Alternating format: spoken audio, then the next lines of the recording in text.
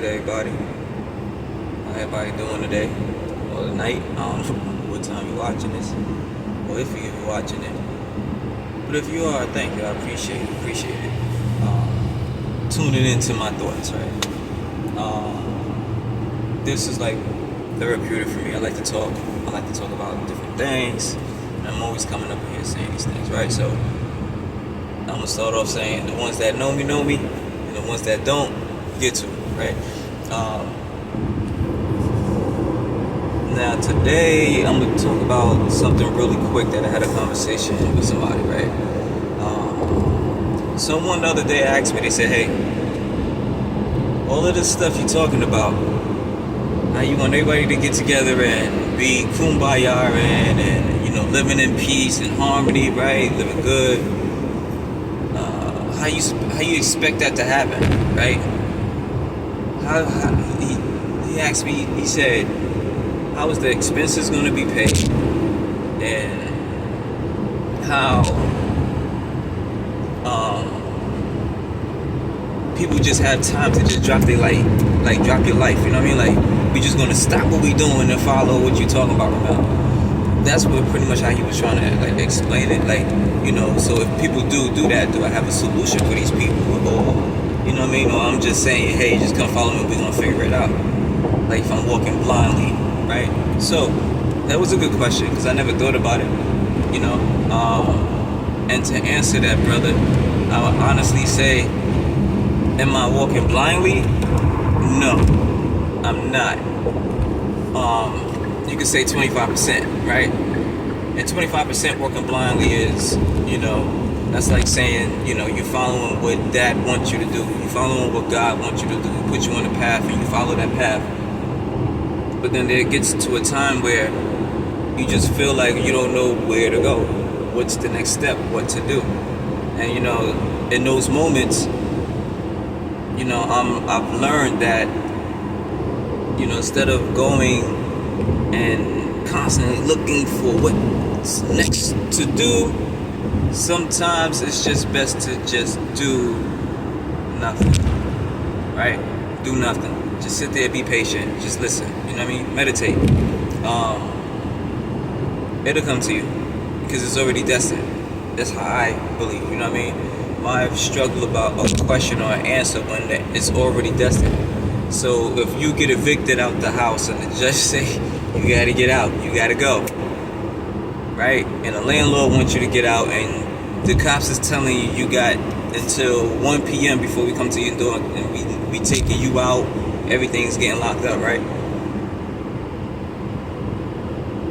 That's destined. No matter what you do, unless you can find the money and change even if you found the money until the order is already went through, right? The judgment has already been done, right? They trying to get their payment.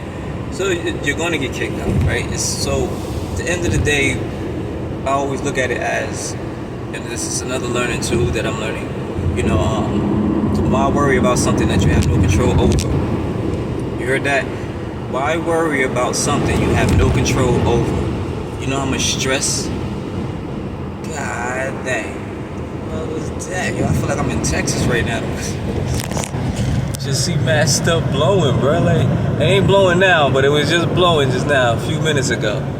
You know what I'm saying? It's a couple of stuff just blowing, but whatever.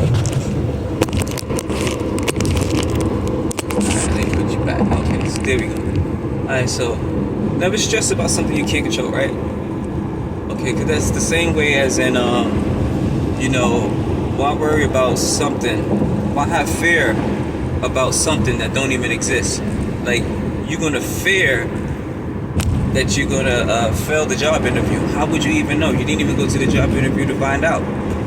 And you're fearing, so you probably won't even go to the job interview because of the fear, right? And the fear is something that you created, or somebody told you something and your mind constructed something to push you away from destiny or push you away from an opportunity, right?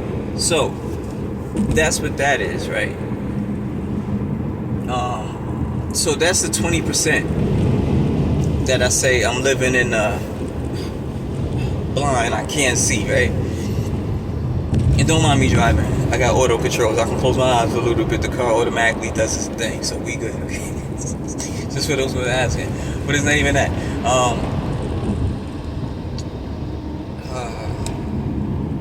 Let's see. So I don't want y'all to think I'm... See how it's turning?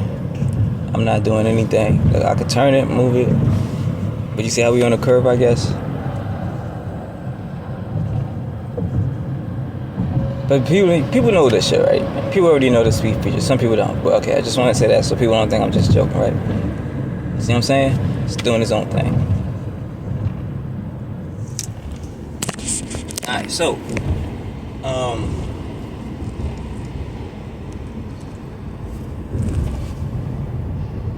the 20% comes from that, right?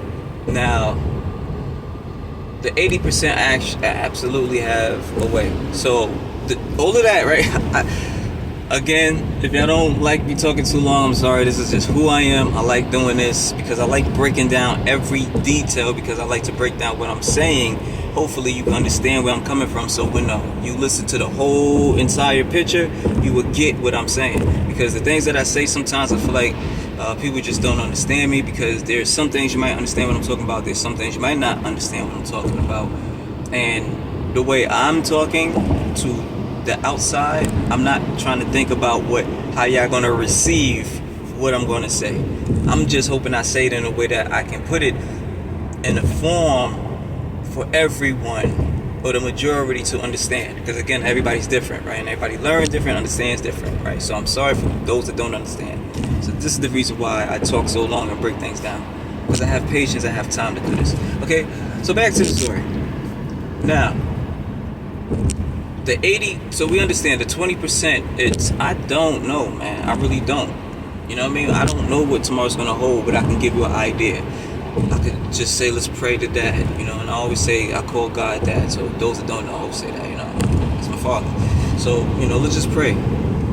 Let's see what happens, and just follow that path, right? And those that, I'm not saying whoever that don't believe in Dad, I call Dad God.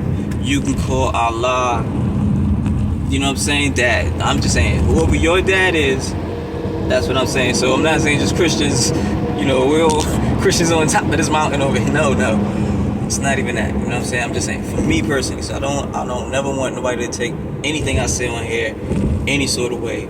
I'm just strictly speaking about me personally, right? And I don't hold nothing against anybody that have any different religion or any different mindset, or even against what I say, right?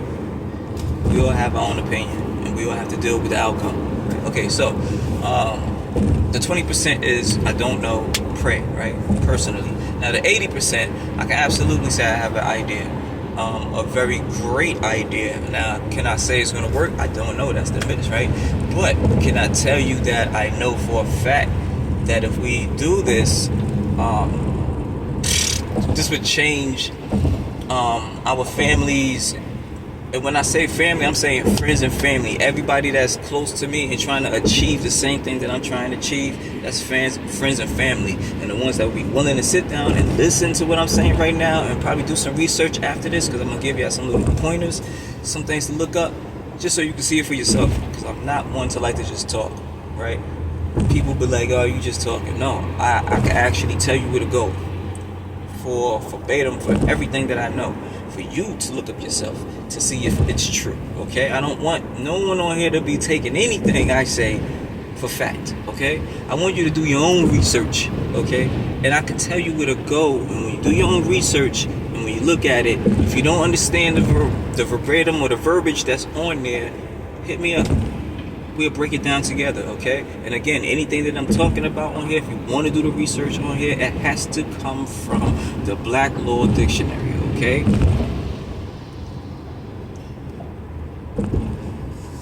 There's different type of dictionaries, right? But anything that has to deal with law, okay? Or courtroom. But the Black Law Dictionary is like the damn near number one to go to. They got different versions.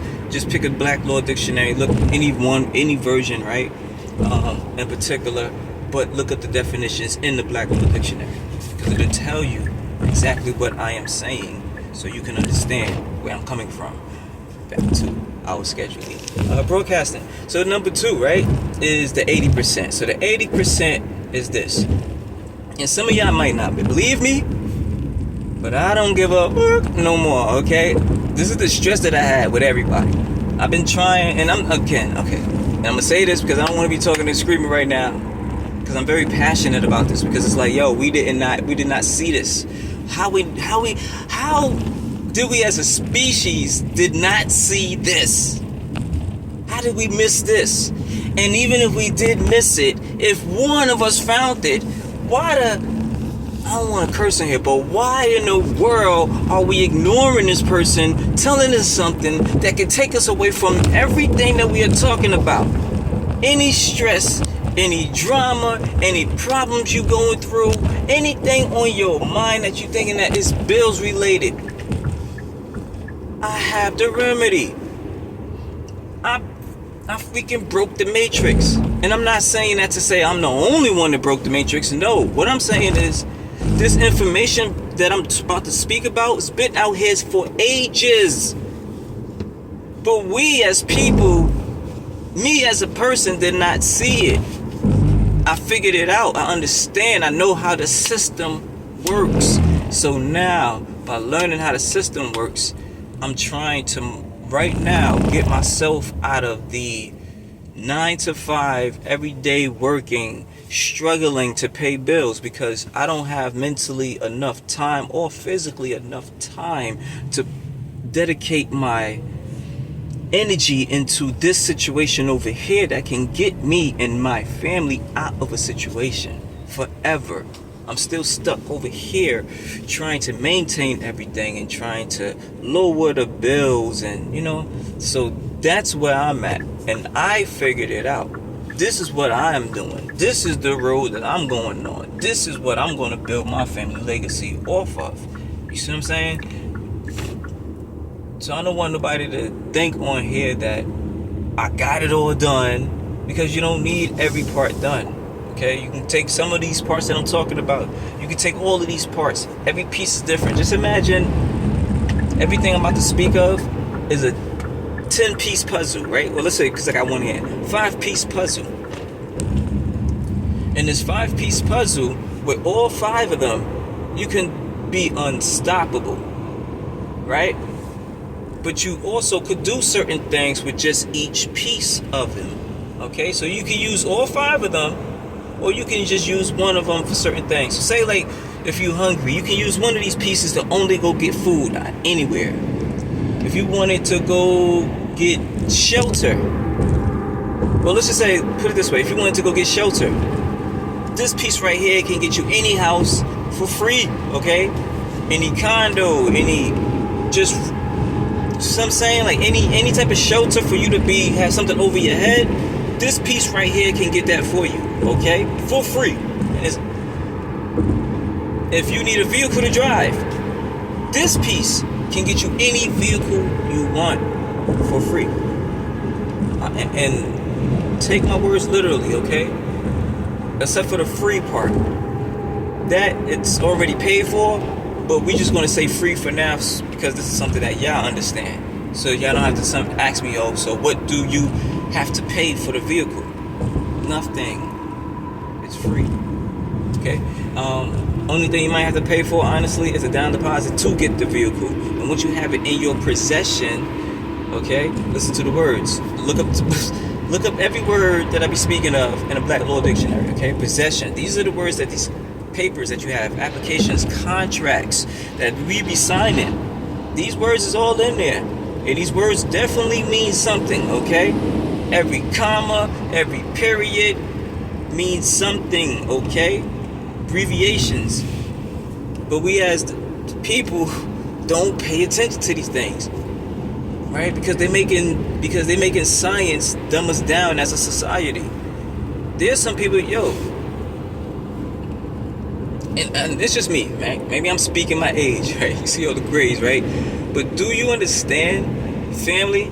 And tell me if this has happened and y'all have seen this situation to the point where there's a generation out here in the world that don't know how to write in cursive or even read in cursive. Do you understand that?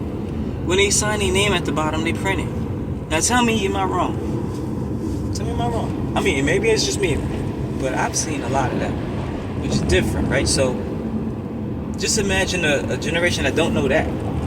How you gonna understand abbreviations and periods, what they mean, when everything that you do on your cell phone, we speak it. Nobody texting no more. We talking it, yeah. AI is doing it. Chat GPT is doing it.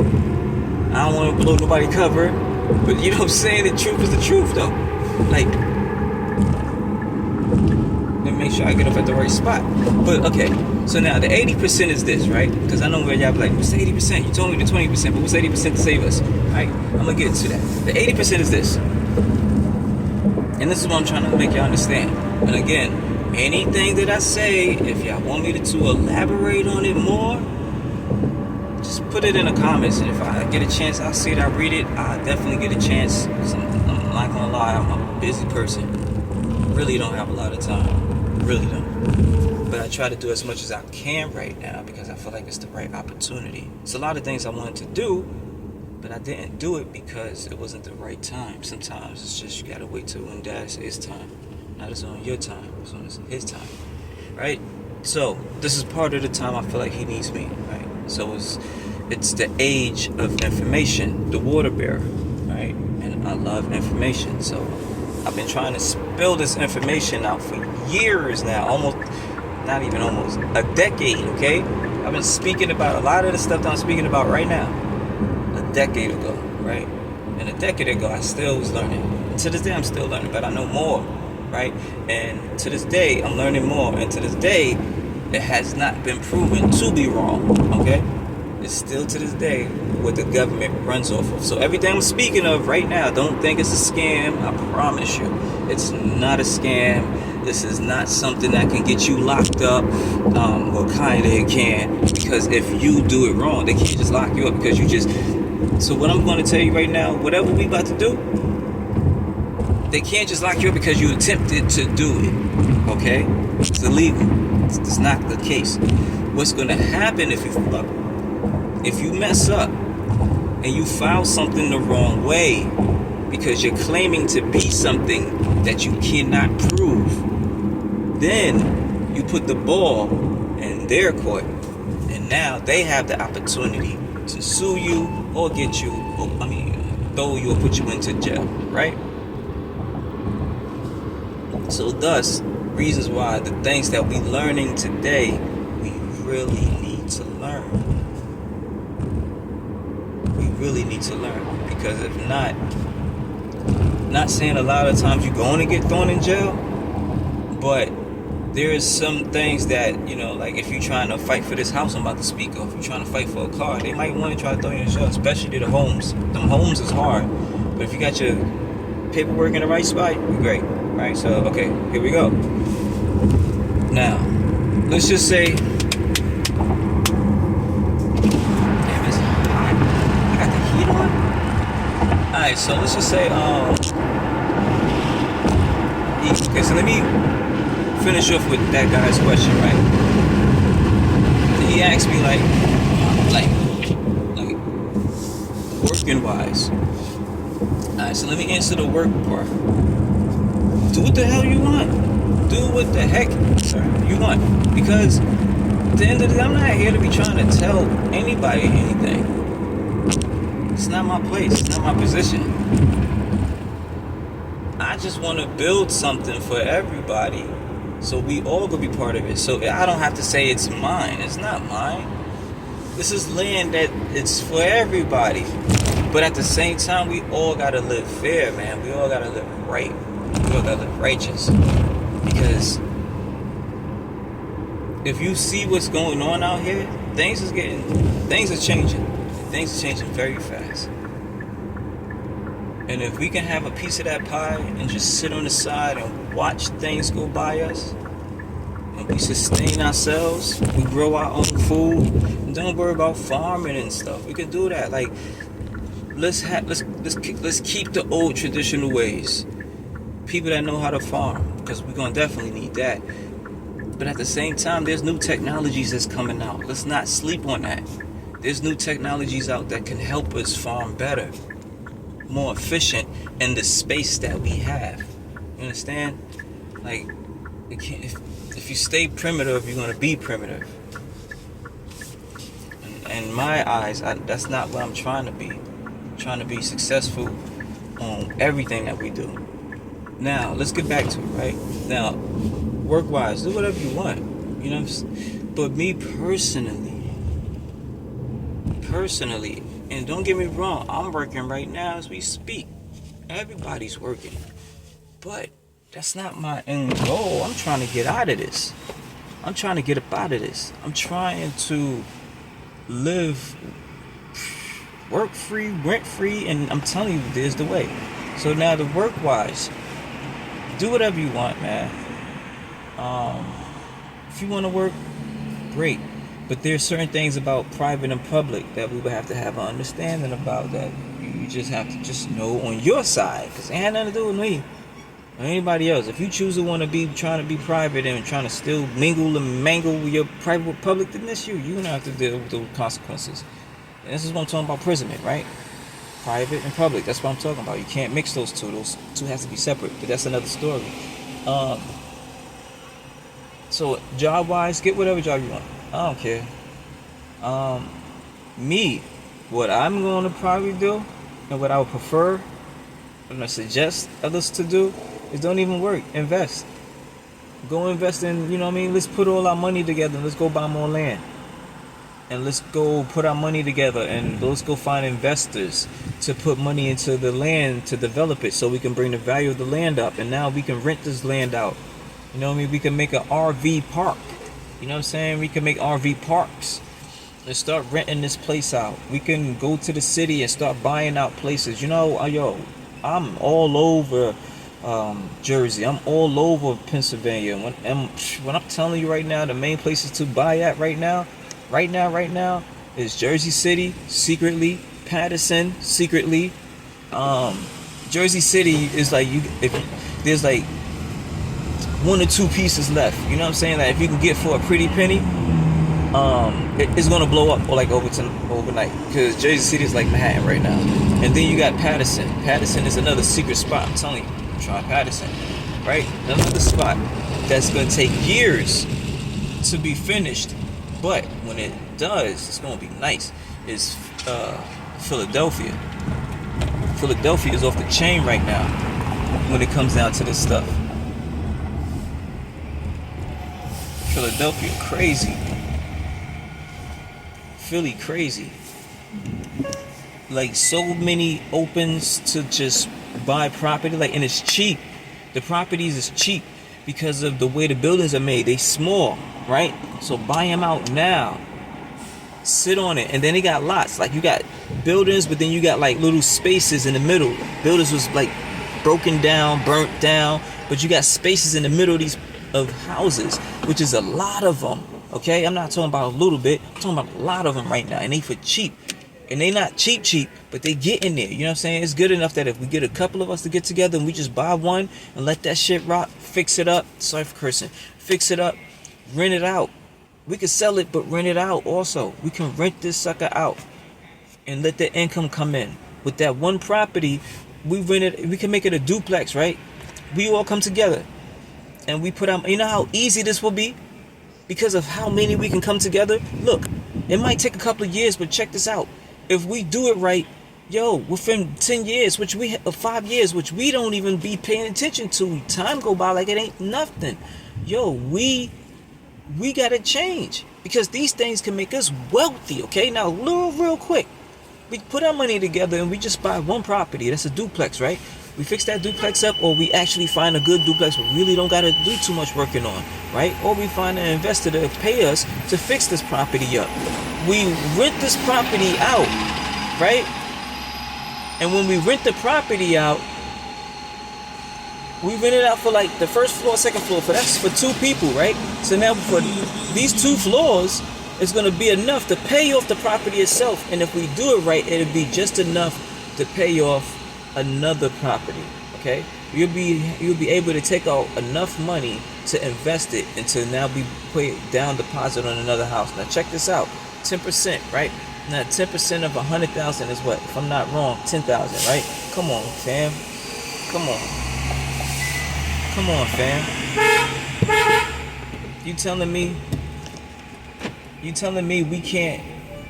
You telling me we can't come up with 10,000 to pay for $100,000 house? Right? Like again, we take one property, we rent it out, we get a duplex. That duplex is going to be enough to pay itself off and probably give you enough money, or we have to wait a little bit to refinance it, or not even say refinance it. Go get the equity out of the house. Take the equity out the house, right? Take a loan out and go pay another $10,000 deposit on another $100,000 house, right? Boom. That's two now. And rinse and repeat. Go get another one. Go get another 2-floor apartment. And I'm talking about in Philly. When I'm talking about, I seen so many spaces on the same block, right around the corner. If we could just get all these like 5 homes just real quick. And the thing is the fact that I know people gonna move into them because 95% of the block is occupied. It's just a few spaces is burnt down. A few homes on the block is boarded up. Buy them suckers out now, right? So I'm saying that, and it's another spot in Kensington, Pennsylvania, which was crazy. I mean, fiend out. And if you don't believe me, just look up on YouTube 2022, right? Because right now they cleaned it up. But put up 2022 Kensington, what would you say, fentanyl epidemic, and watch what you see. You're going to see a bunch of people out there. But the play was, in that area is a train system, right? And that train system can get you from here to New York within like an hour and a half. And this is Pennsylvania. And that area is mainly like a suburban area. Like, so it's like that area is starting to become like where people can live good, right, for cheap. And they're going to fix that area up. So what they did was they put a lot of bums or homeless people around that area, bring the value down. And once the value down, then I won't say the Jewish people, but people, investors, will come in and buy up the property for cheap, and then the police come in, kick those people out of the streets because there's so many of them, right? It's infested, and then now they clean up the neighborhood, and now the value goes up. But the question is, what the heck happens to these homeless people? Where do they go? Guess what? They get rounded up and get put into the jail cells. Why? Because these jails needs to be funded. Why? Because the government pay for these people to go to jail. Don't y'all know that the government have a contract with these private prisons, private investors? Me and you can invest in prisons right now. So that means the government have to have these prisons at a certain capacity, and if not, and if that capacity amount is not met at the end of the contract or whatever the deadline is that they have, the government can be sued. Okay, so the government have to go out and, I mean, do y'all see what I'm saying right now? The government has a contract with private prisons, and in that contract states that the government have to make sure that these prisons are packed with inmates up to or even above 80%. So think about that for a second. How in the world are we gonna? Where are they getting these people from? First of all, ain't like they going to the local jails and saying like, hey, yo, these prisons need like at least 30 people. Y'all got anybody in these cells we could take? Like, they ain't doing that. Where are they getting these people to make sure? Okay, not even to just if they get convicted of something bad, but make sure that this is packed. Okay, make sure. They have to make sure it's at 80%, okay? Where are they getting these people from? Thus, why you think they do these, when sometimes these police officers says, no, we don't got these budgets that we do every time, and out of nowhere, at the end of the month, somehow they just racking up tickets on everybody. Talk about, that's, you was speeding. How I was speeding, bro? You was over there getting some donuts at Dunkin' Donuts. How you know I was speeding? Was your radar on? Can I see your calibration? Are you even certified? You know what I'm saying? When's the last time this gun been calibrated? Trust me, I know my Trust me, I've been through it. You know what I'm saying? Statute of limitations, baby. But they rack up these tickets on everybody. And then after they rack up the tickets, guess what happened when they do?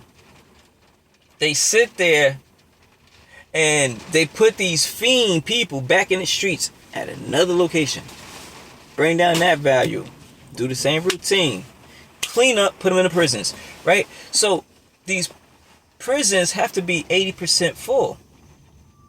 And there's private investors that invest in that. Right? And again, it could be me and you. Right? So don't be surprised when you see your neighbor, who I guess you think is wealthy, look at you a certain way. He could be white, black, whatever the case is. Yeah, they can laugh in your face and they cool. They understand business. But at the same time, they don't rock with you. They don't rock with you so much that they invested to make sure that you be in jail. Okay? Real talk. And guess who else? And I'm going to give you a little spin, right? Give me a little spin. On why we see what we see. Like Little Dirk and everybody in jail, right? Spirit change? Spirit change? Thank you, boss. There you go, brother. Thank you, boss. Yep. Right, so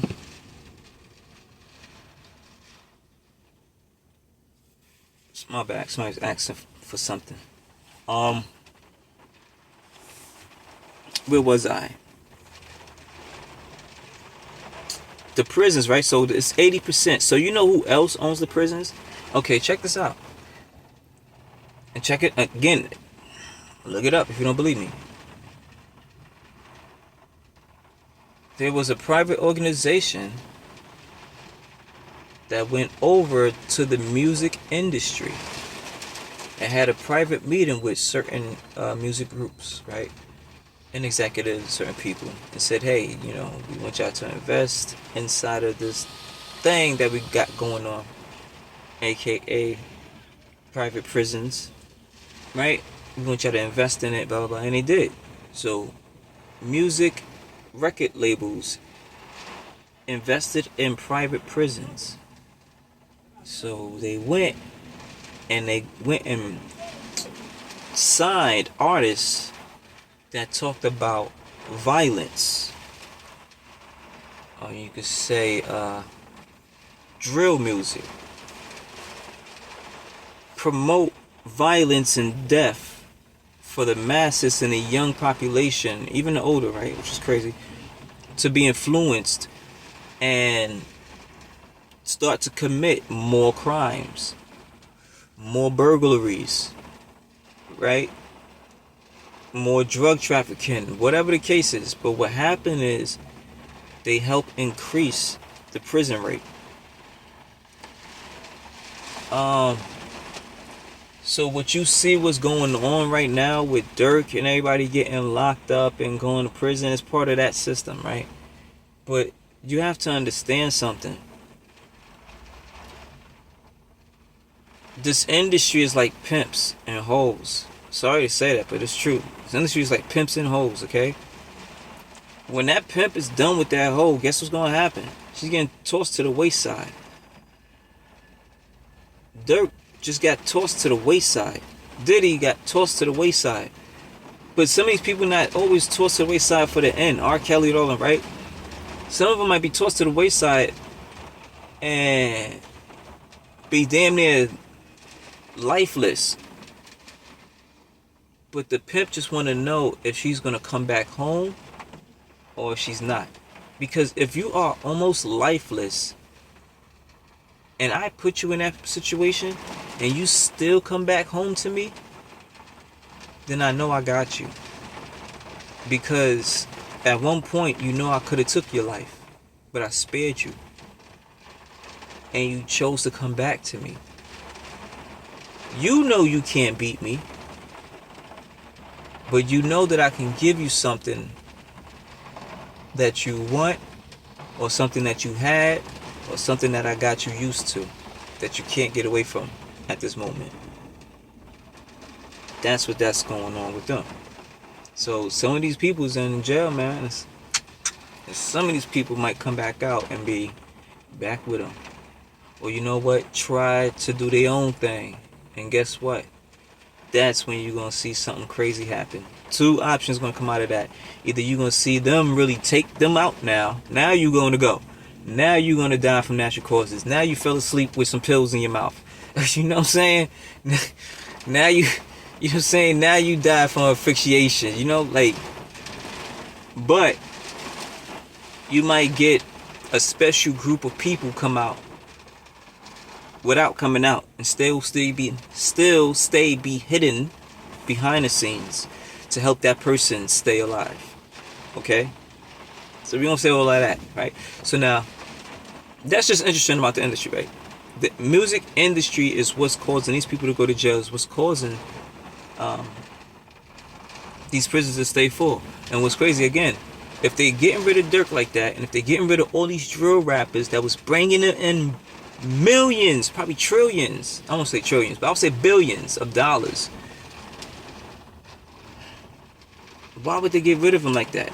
It's either they got the next class coming in,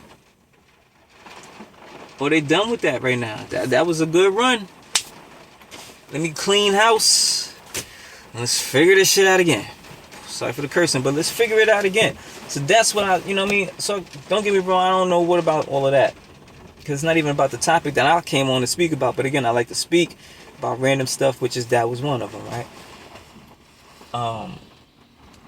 But the 80% of what I'm speaking of, and I'm going to speak about this quick because I got to finish doing what I got to do. I just feel like I need to say this, right? Again, Dad knows the time.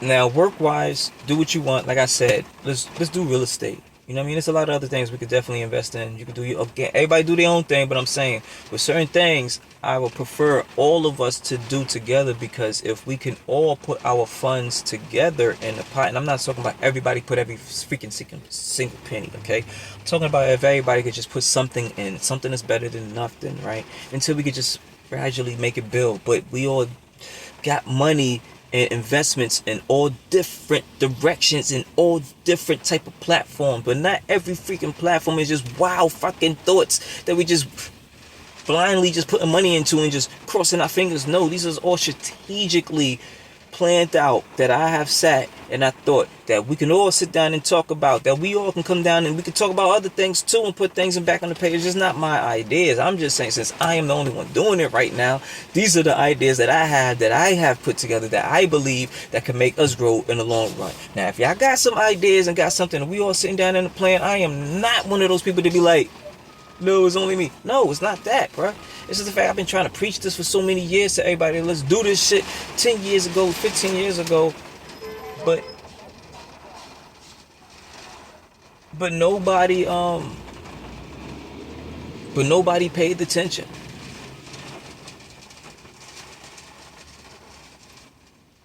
But nobody pays, everybody's bus driver. But nobody paid attention to anything. And I'm not saying, again, it's your timing, but it's stressful when you're like 10 years away from what you were trying to say, and I'm still trying to do it. I'm like, man, looking at the past, like, yo, if we would have did this 10 years ago, where we would have been right now. We wouldn't even been having to talk about this right now. We would have been great right now if we would have did this 10 years ago. Think about it, right now. We would have been great. A lot of us. So now it's like, I'm looking at now and I'm like, I don't want the next 10 years for me to be like, yo, if I did that a lot of it's like I'm trying to take the opportunity right now, okay? And again, like, I'm to the point where I'm not looking for groups of people to follow, bro. And it's not even follow. It's like, yo, let's all, and if you understand what I'm talking about, y'all see what I'm talking about. It's not about following me. It's about we all being in our proper status, okay? It's a lot what I need to talk about, but I can't break all of this gibberish down to y'all because y'all would not understand what I'm talking about. So I'm breaking it down little by little. And I want that to be the dream, okay? I want the family. Now let me move, because I think these buses are going to be always honking this horn all the time. But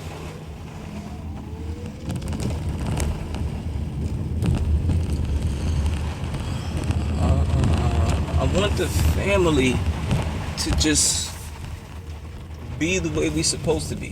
And when I say family, I'm not talking about just my immediate family. I'm not talking about my blood family. I'm talking about family, like friends and family, people that been there, people that I know genuinely are great people, but just this fucking world, it's an evil place, man. It's an evil place, and it done a lot to people. So where I wish that I could always just find a way that we can all get out of this, man. Because you understand, I'm tired of seeing us struggle. I'm tired of us having to look at our kids or family faces and can't do the things that we always wanted to do. The ones that had dreams and had to just say, you know what, my life is just over. I'm just here to support my kids. I'm just here to do this. Like everything that you wanted for yourself is just done. Like, it's gone because you mentally felt like it's too late for you. Those are the people that I really want to contact. Those are the people that I'm like, it's never too late for anybody. It's just a mental thing. It's just to understand how the system really works. And once you understand how it works, I promise you, it can be turned over like that overnight. And what I'm talking about is you don't have to worry about rent being paid. Your rent is already paid. You don't worry about a vehicle. The vehicle, you already got a vehicle. You don't have to worry about any type of bills. Utilities, they're already paid for, okay? We supposed to live free, okay? Now, what I'm trying to say is, the guy asked me, he said, so how am we supposed to sustain everybody, right? Now, I told you about the job wise. Now, let me finish the job wise real quick. Okay, so, yes, definitely real estate, right? We definitely invest in real estate. I'm telling you, as long as we can get one property, and probably most likely a duplex, and rent it out, give it 2 years, right? 2 to 3 years, probably less than that.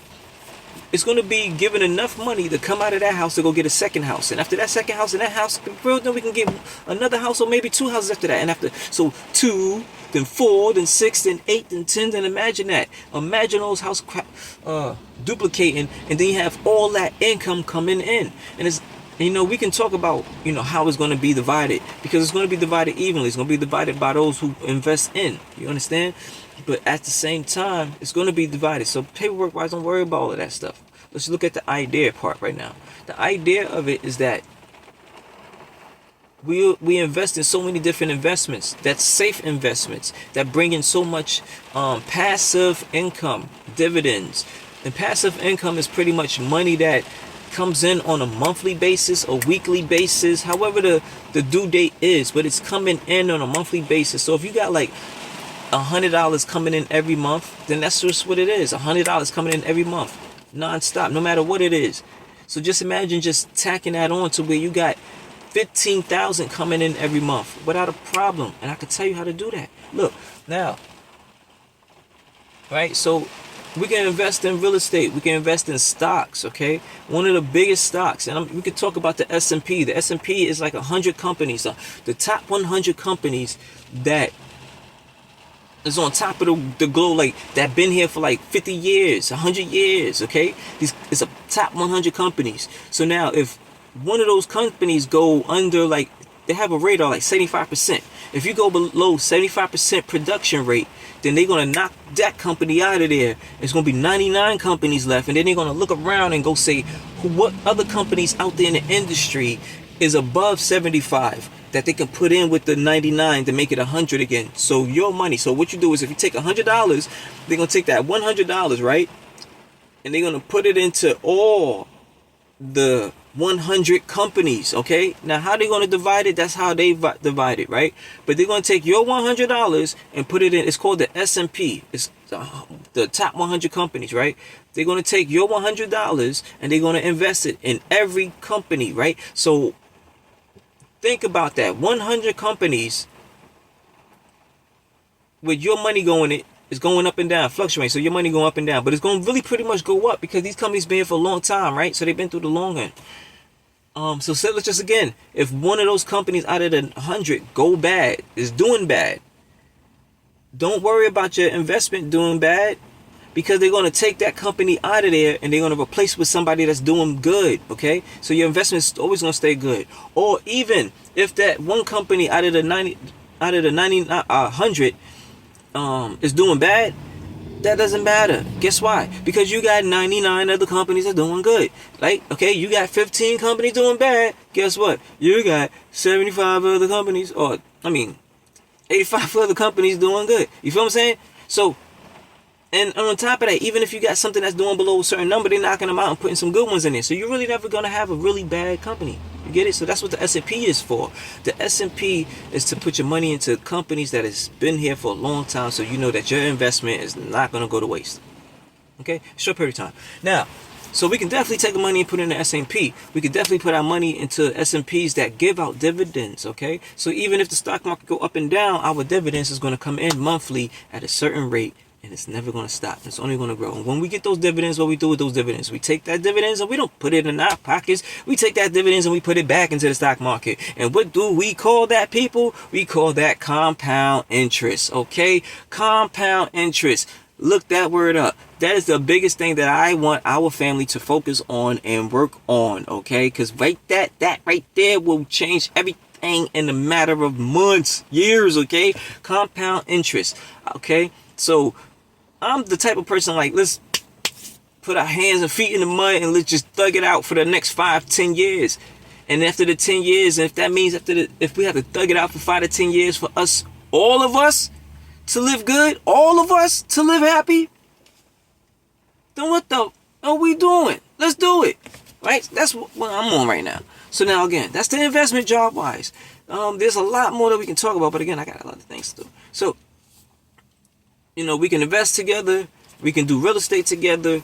You can do your own thing. I can do my own thing.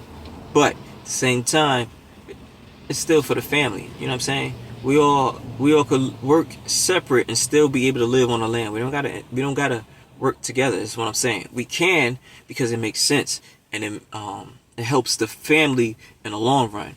But if you don't want to, then that's fine. I am not mad at you. Love is love. Just this is what I plan on doing. You got things, go ahead and do what you gotta do. This is what I'm trying to say, okay? I'm not here trying to say is either you follow this or don't follow this. No, I'm saying that I have a blueprint and we could build off that blueprint. I have a blueprint and we can build off that blueprint. You get what I'm saying? Okay, so now, living wise, let's get to the nitty gritty for y'all to look up. Okay, so one of the things is living wise. So I'm gonna live. Alright, let me give you a perfect example.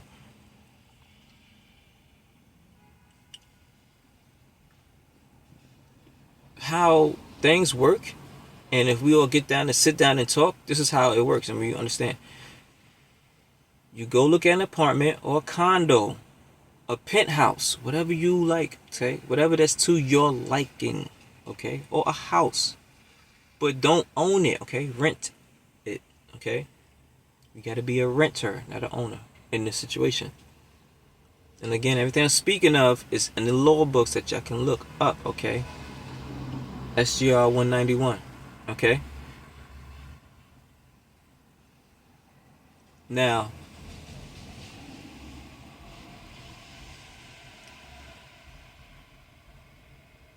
when you go get this apartment,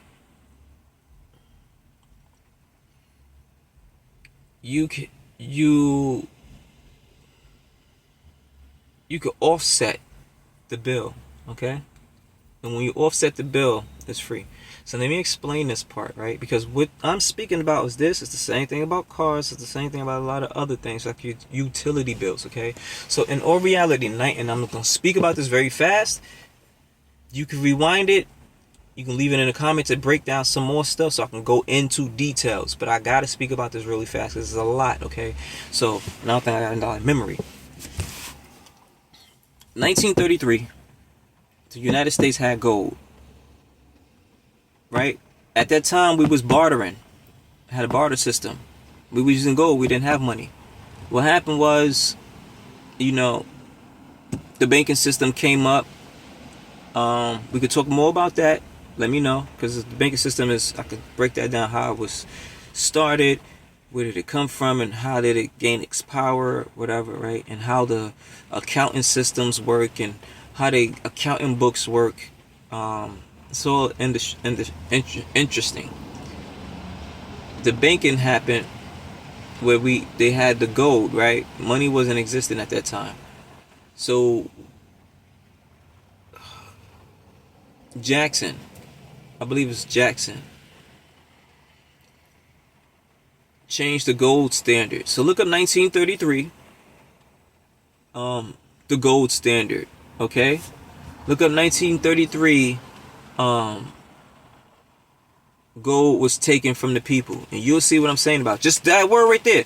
1933, gold was taken from the American people. Look that up, find a document on that, and go do some research. Go jump down that little rabbit hole right there and understand what happened to us, which is the most amazing thing within 1933 to 1937, because 1933 was the money taken. 1934, I think the birth certificate or the social security card was created. So it was like right after the money was taken, right after money was created in a sense, then the birth certificate came, then the social security came, and this whole, what you would call straw man was created. Look up the word straw man, okay? Look up in the regular dictionary. I don't know what they're going to tell you in that thing, but look up in the Black Law Dictionary what straw man means, okay? Because that's who you are. This is who we are claiming. This is part of what I'm talking about, right? It's a lot of things that we got to fix about ourselves on the legal paperwork side for us to be able to obtain the things that we are rightfully owed to us. Okay, so now 1933, they took the gold away. The people was like, yo, so how are we going to pay? Because we was paying in gold, okay? We was bartering gold for a cow, for milk, whatever, right? We was bartering.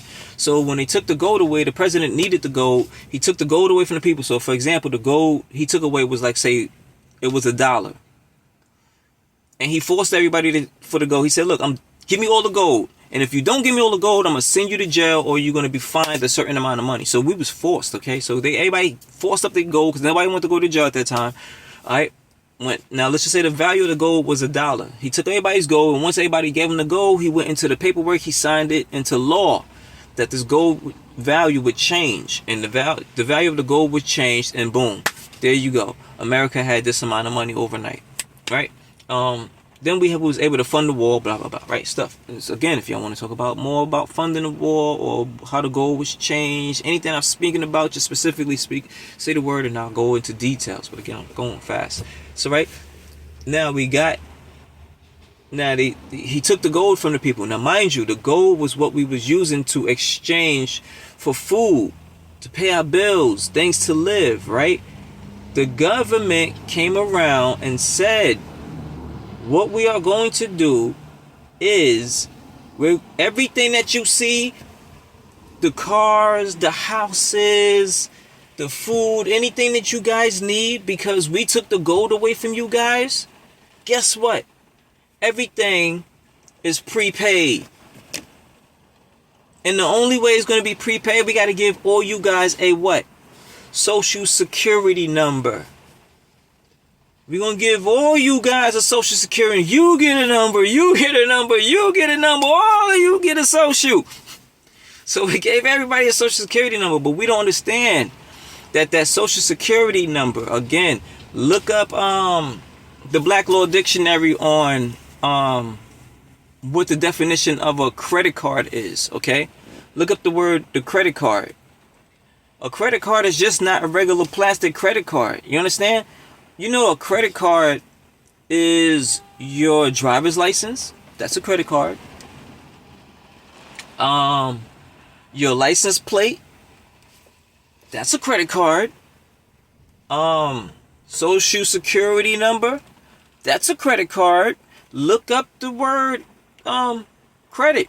Look up the word credit card and look up the definition in the Black Law Dictionary.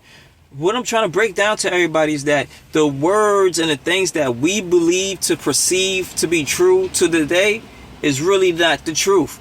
They are two double-edged swords speaking to us. Okay, the words that's going on, the things that's going on in front of us as American people. Not only say American people like I'm talking, no, it's not even that. It's just people in general, because this don't even have to apply to American. This is what I'm saying. The stuff that I learn and understand, this applies to the world, okay? Because the world operates on commerce. The world operates on maritime law, okay? The law of the sea, Okay? A lot of people don't understand that they literally are operating of maritime law on land. This is the reason why I'm saying this. Is a lot of stuff that we can talk about, but y'all won't understand what I'm talking about. So I'm breaking down little things until we get to the end, right? But this stuff I'm speaking of right now, like maritime law, that's another whole story. But what I'm saying is, you might not understand what I'm saying when I'm speaking about maritime law and how they're using the law of the sea, using it on the land. Some people might understand me, some people don't. But what I'm saying is, that part right there is something that we can speak about another time. And this is why I break down things so small in different places, because if I speak about maritime law in the middle of what I'm speaking about with you, about how we're going to live off for free, then you might not understand what I'm talking about with maritime law. So that's why I try to keep it out. So I just speak a little bit about it. Okay, so maritime law is the law of the sea that they operate on the land. Okay, now, back then, again, do the research and listen to me clear. I am not just speaking, I'm not just saying this. I am literally telling you what we can do. You will not get arrested for this. There is tons of people doing this right now. It's just that you cannot mix private with public. So if you are a public citizen or a U.S. citizen or even a citizen, then you are in the public. So whatever the private is doing, you will not know. So thus why if you walk around and you want to ask questions of, so why I don't see it? So why people don't talk about it? That's why. Public. Okay? And then you got people, then you got businesses that you sue, right? So let's just say you sue the landlord, boom, right? So you can get the apartment. But guess what they're going to do? They're going to put a gag order on you. So you don't have to be able to talk to nobody else to tell them what happened. But guess what? It's not your position to even want to talk to nobody. It's not. Because you're not here to abuse the system. You're not here to bash the government. You're here to do business with your business partner, which is the government. If y'all don't understand that. Some people saying the system is all messed up. The system is not messed up. The system was created from our ancestors for us to use. But we was bamboozled and confused and was switched around 180. To do 180. We do the total opposite of what we supposed to be doing out here. People be talking about the public debt. Do y'all fuckers doing this understand what the public debt? Talking about what we owe? Yeah, we owe China debt. But guess what we owe? Who else we owe the freaking debt to? The private side. The freaking private side. Check that out. Who is the private? Do you understand that the government don't got no type of money to go buy anything? They got to go to the private side and they got to go borrow money. So one of the things they do is they go to the private side to go borrow, not money, because money don't exist. They borrow credit. Okay? Credit. And I'm not talking about your credit card like your fucking Discovery. No. They ain't talking about that shit. Talking about that. Talking about the credit that was given to you by your forefathers and your foremothers. Thank you, Mom. Thank you, Dad, for giving me a Social Security. That's the type of credit I'm talking about. It's an open-ended credit system. Do you understand what I'm talking about? An open-ended credit system means there is no limit. So what I'm talking about is when you go down, for example, so I'm going to break this down to y'all so y'all can understand how free we can be if we just all sat down. And I'm still learning. This is the thing. I'm learning. And it's going to take me a while, right? And you understand, if you understand what I'm reading right now, it's going to take a very long time to get this shit. And then not only the fact that how much you got to read to understand, it's the fact that the stuff that you try to have to, what would you call it? The stuff that you have to understand, like comprehend. The things you have to comprehend inside of this stuff. The definitions is not easy. And where the words placed and why they placed it there and what's your position and what's their position. You know what I'm saying? Like interest bearing. The fuck?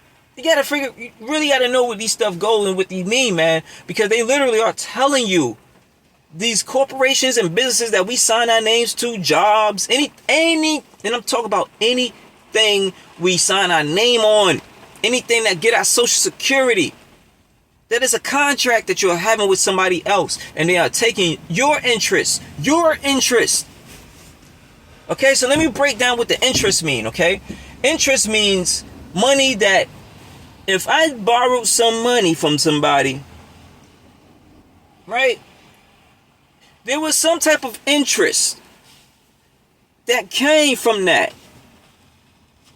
That's supposed to go back to the owner.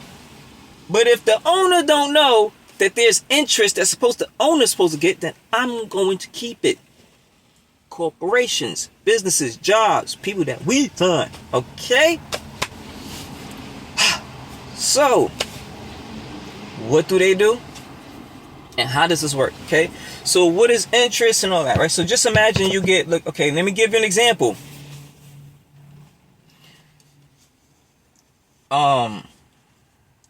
And at one time it was just paper, but now it's all paperwork. It's anything that you could find online, digital, right? They made it online and digital. They said, hey, if you can do digital and online, they both the same. If you get a paperwork in your hand or you got a digital copy, they both are the same.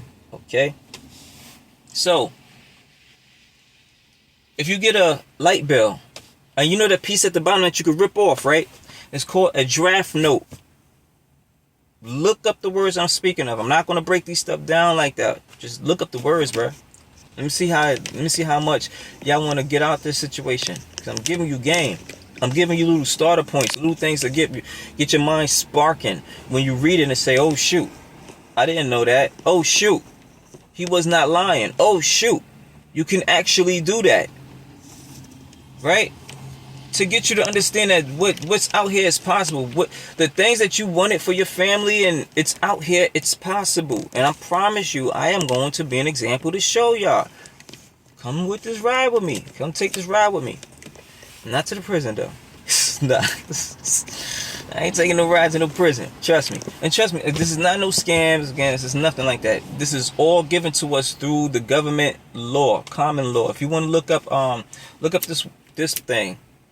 Credit consumer law. Look that up, right? Credit consumer law definitely help us. Credit consumer law is what corporations have to obey by before they can ask you to pay a bill. And if you look in there, there are certain things that they have to have. And if you look in there, because I'm not going to talk about this right now, but if you look in there, you're going to see that there's like 5 things that they have to ask. And if you look in there, you're going to find out that they always, every time, miss something. And again, this is how it goes. There's like 5 things that they have to obey. Credit consumer law is the laws that corporations and businesses that do business with you, if you want to purchase some bikes, clothes, food, whatever the case is, have to obey by before they ask you to pay your bill. They have to have 5 things from you. Like it's a certain about a number, but I'm just saying, let's just start with just say 5. They cannot have 1 out of the 5 correct. So let's just say they need your name, your address, your social security number, your signature, right? What else? Phone number or something. Let's just say they got your phone number. They even got your social. Right? But they don't have your address. And they have the other 2, but they just don't have your address. They have everything but not your address.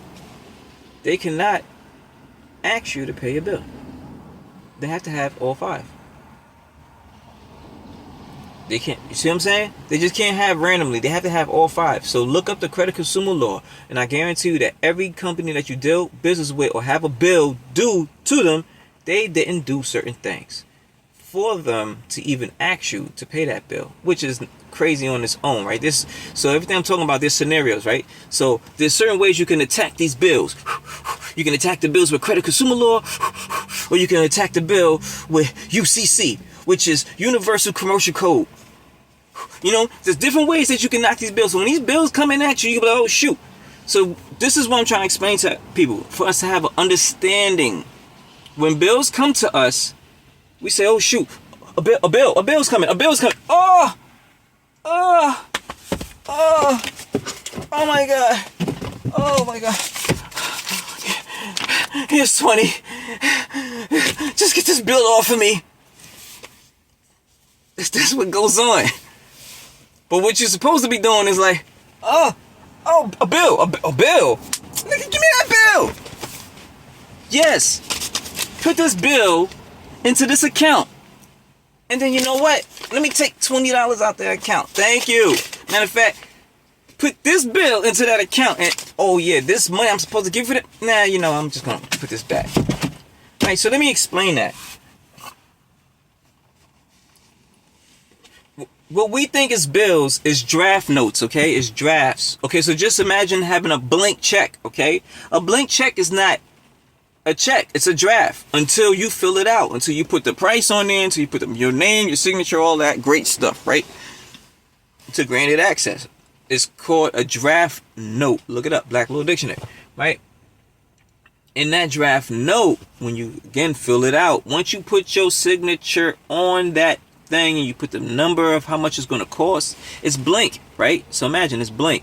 But you put a number on there and then you put your signature. Once you put your signature in it, you just turned the draft note into a check, right? Now you can cash that check. Now, once you take a check, you fill it out and give it to somebody that can cash it, right? You can't fill out this check and you can put the numbers on it, $45, $50, and you can put,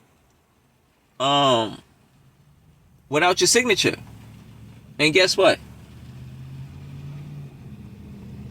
They can't cash it, but they need your signature to cash it, right? That's what creates a check. Until you put your signature on it, it's just a draft. They can't do nothing with that. It's the same thing with, let's just say, for example, your light bill. So if your light bill, again, back in the days, we used to get the papers and you can rip off the bottom, right? Like it was a check. Why they did that? Because it is a check, okay, family? Your bill is a check for you to keep. But we don't keep it. We always take it and we send it back to them, right? Because everything was prepaid for since 1933 when they took the gold away. Or they changed the gold standard, okay? Just look it up. So, what happens is a bill comes in, right? When the bill come in, let's just say it's a light bill. And the light bill is $100. What we do is we see the light bill, it's $100. We take out $100. We pay the light bill. Matter of fact, let's just do it real, right? The light bill is $20, right? We take $20 that we have and we pay that light bill. We give it to the light bill company. Right? $20. So a bill came in saying $20. You took $20 and paid it. How much did the light company receive from you?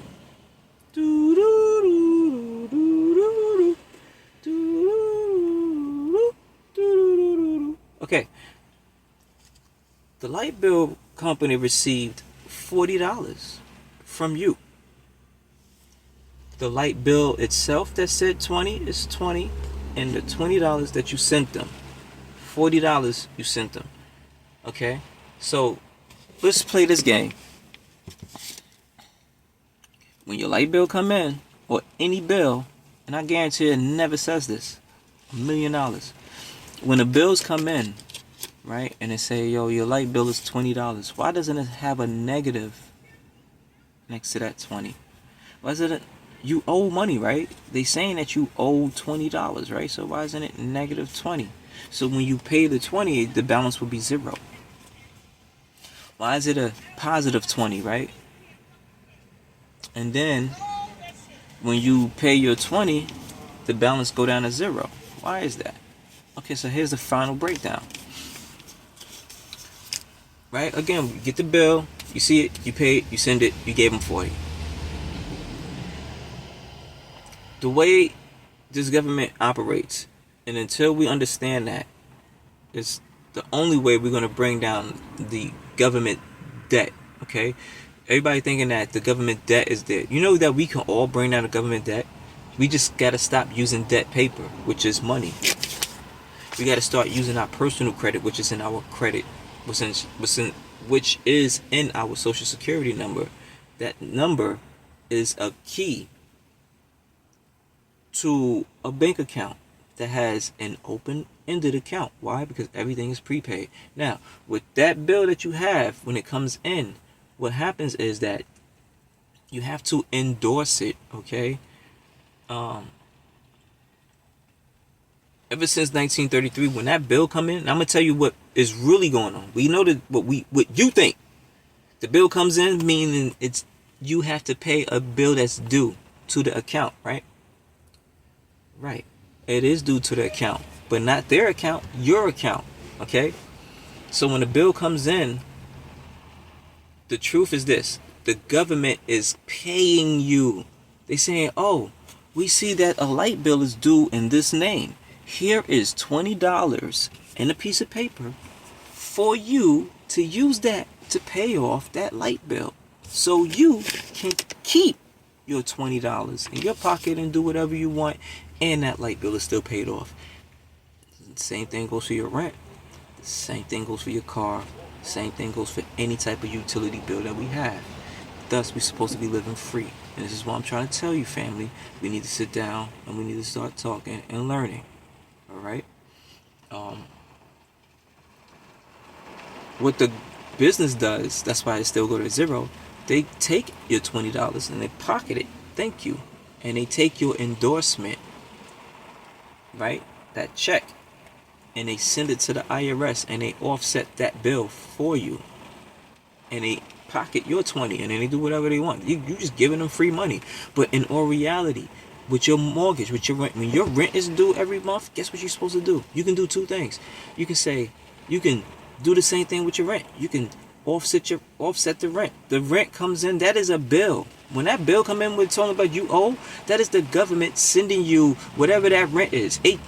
$2,000. That is $2,000 coming in to give to you, so you can take that bill and turn that draft into a check, because you're supposed to sign it a certain way, and then send it to the IRS.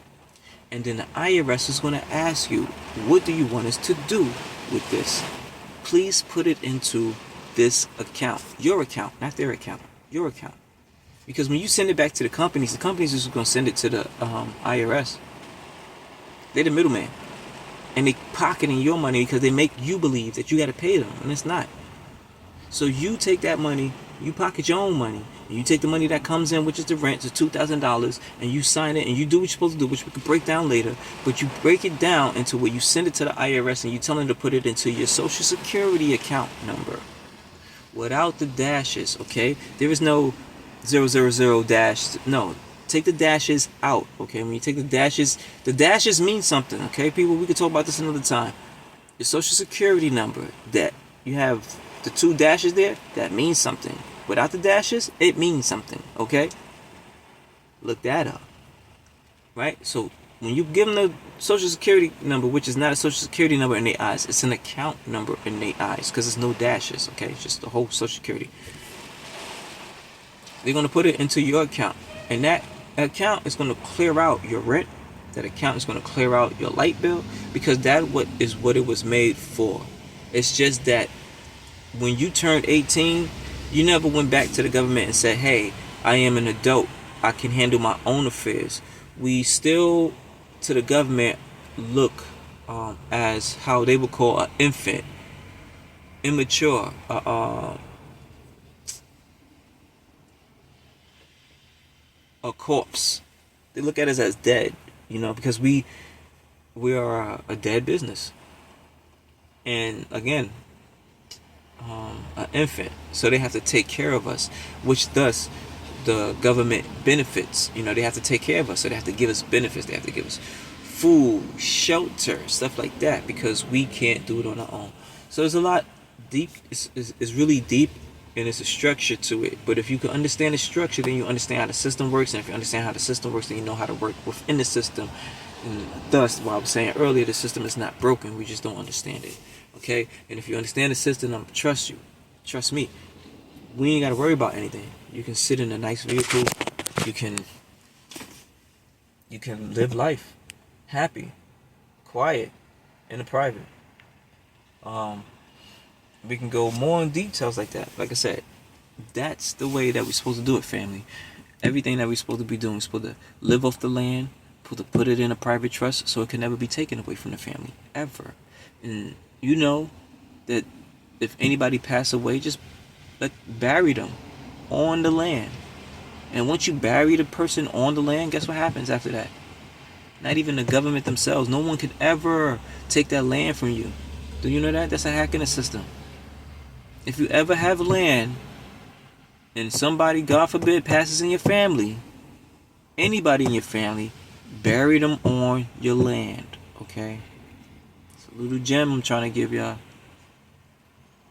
Now, not only bury them on your land, if you got land, try to go get some cattle. Right? You put some cattle, like something like certain type of animals on your land. There's certain type of tax breaks that come with that. So, some more gem. Alright? But that's the land. That's for the people that are into the land.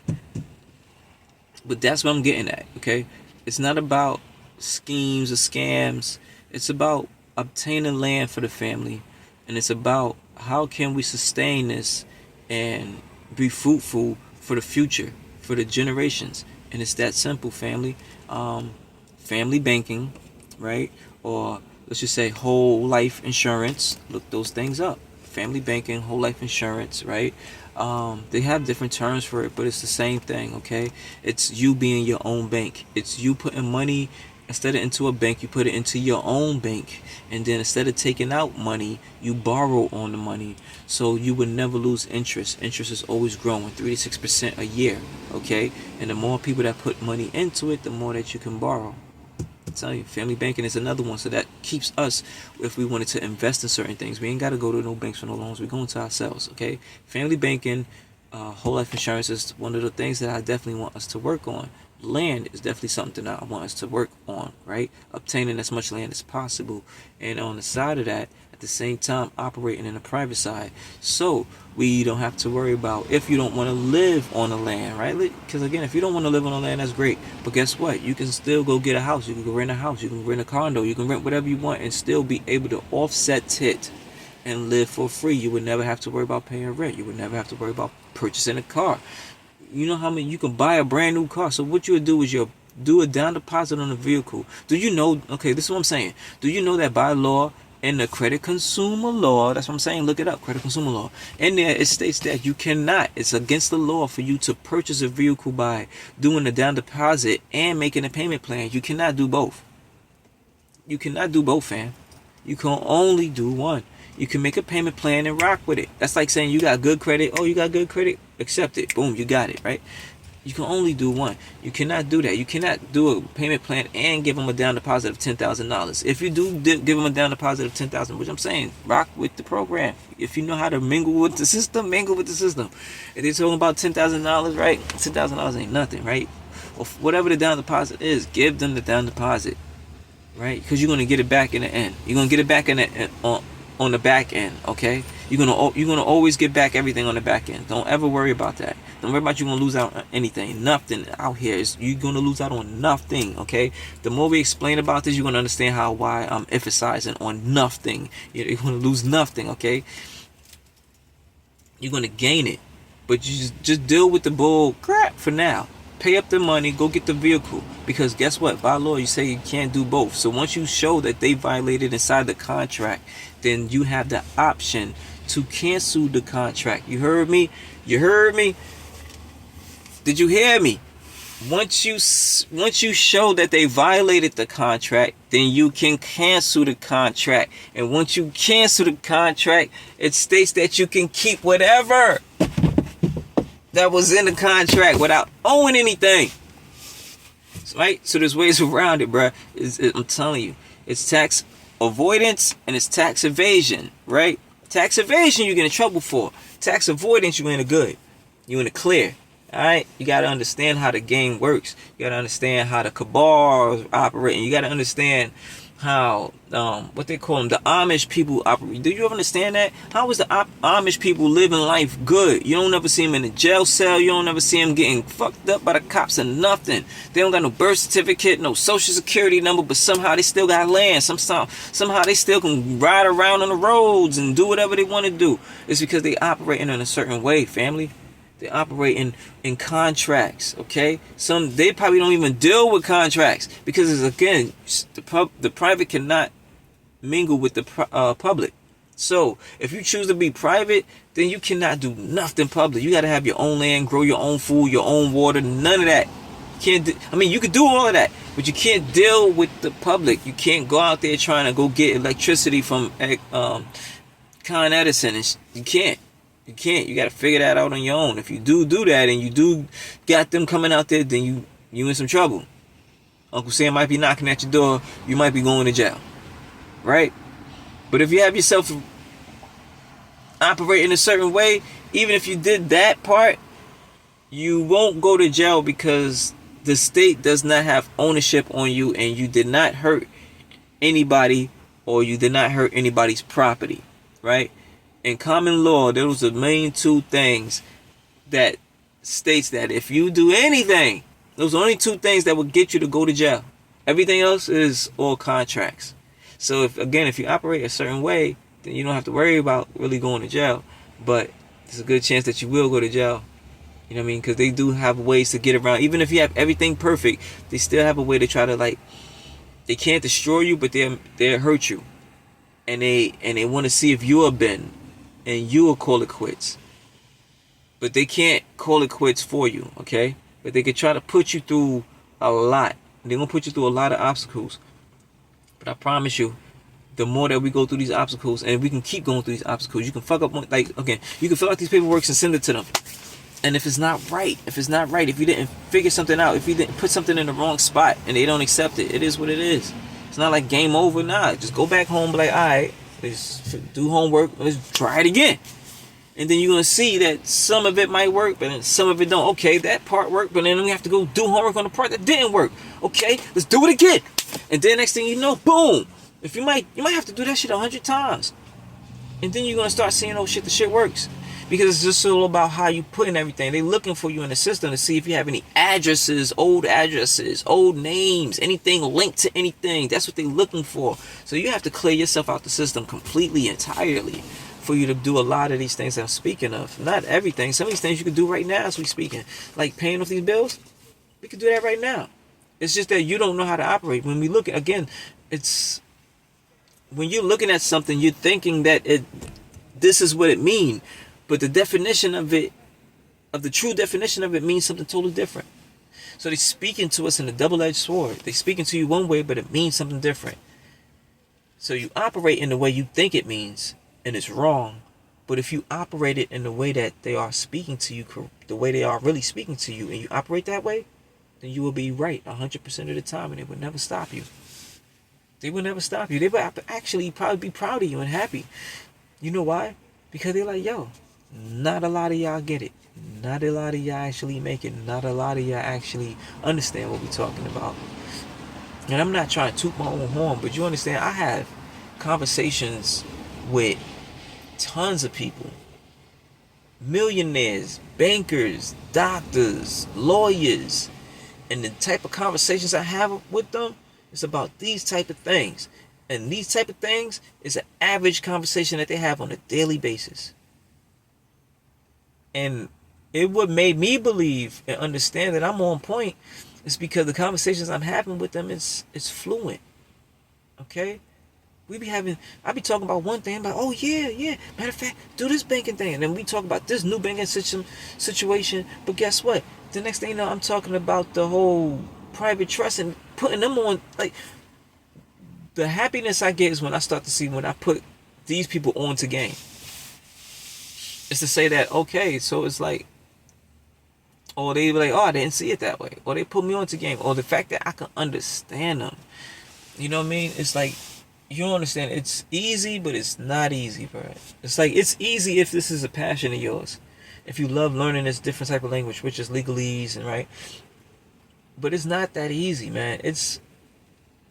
And I challenge anybody to take a PDF that I got and read it.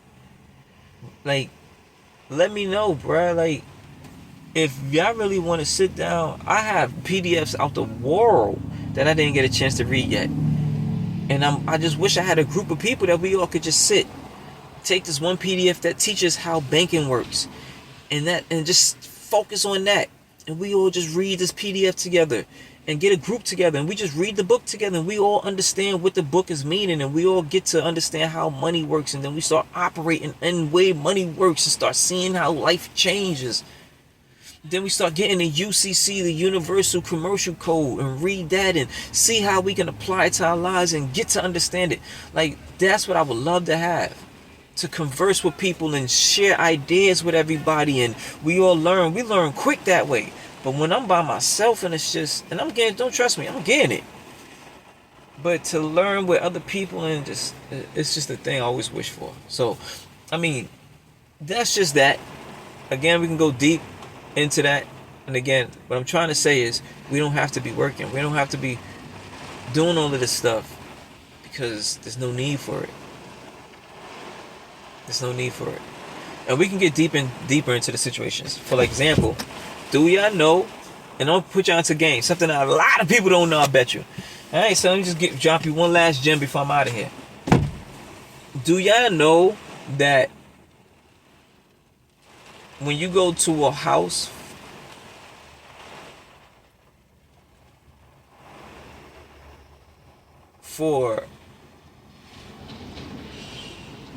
when you go to a house to purchase like a 1-bedroom, 2-bedroom, or if you want to purchase a vehicle, anything you want to purchase, right? So I'm giving me an example, and I bet you didn't even know this. So you go to an apartment, you go for a 2-bedroom apartment, and you fill out a what? An application, right?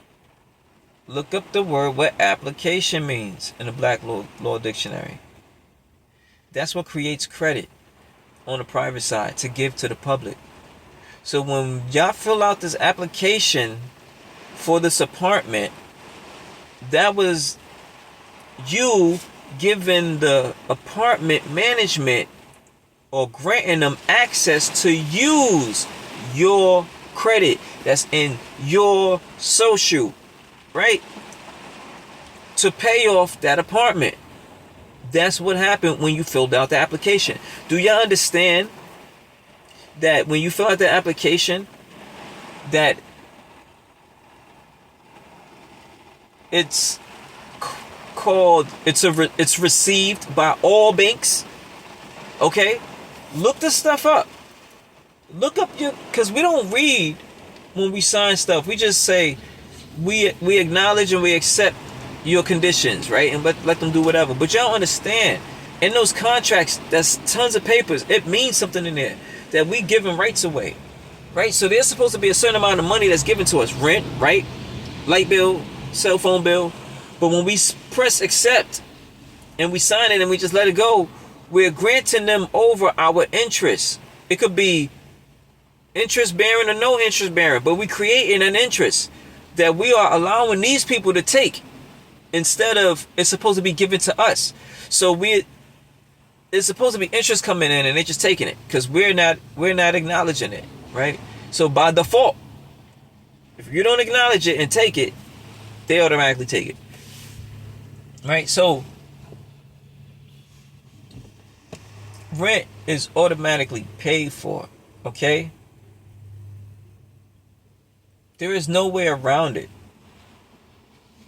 How can you access that? Well, the way the application works is, again, the apartment is $1,000.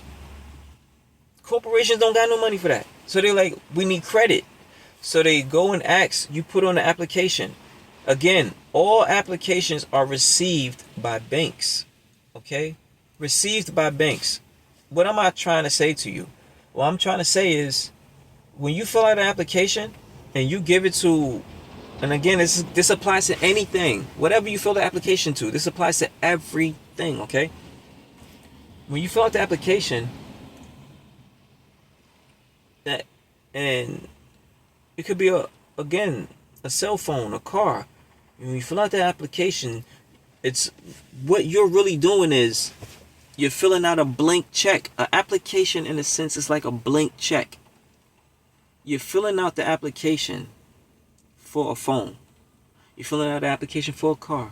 A car could be $10,000. So you're filling out the application saying, I want to take out $10,000 out of my private account to give to this car company to purchase something on the public side for me. So the car company is the middleman, because mind you, the private cannot mingle with the public, but you can get a middleman to do it business for you on the private side. Thus, you on the private side, but you use your driver's license middleman to operate on the public for you, right? But that's a whole nother story. But again, you on the private side, using your private credit, letting the car dealership middleman, the rental company middleman, mortgage middleman to pay off the debt for you, or to get access for you, right? So the application is received by all banks. What I'm trying to say about that is, once you fill out the application, and again, the application is like a blank check. You're trying to take money out. So if you're trying to go get a house and they're saying you need a down deposit of $5,000, right? You fill out the application for the apartment, and that's not the kicker. That's I'm saying that y'all don't know. That's gonna blow your mind. This is just something else. I ain't say that part yet.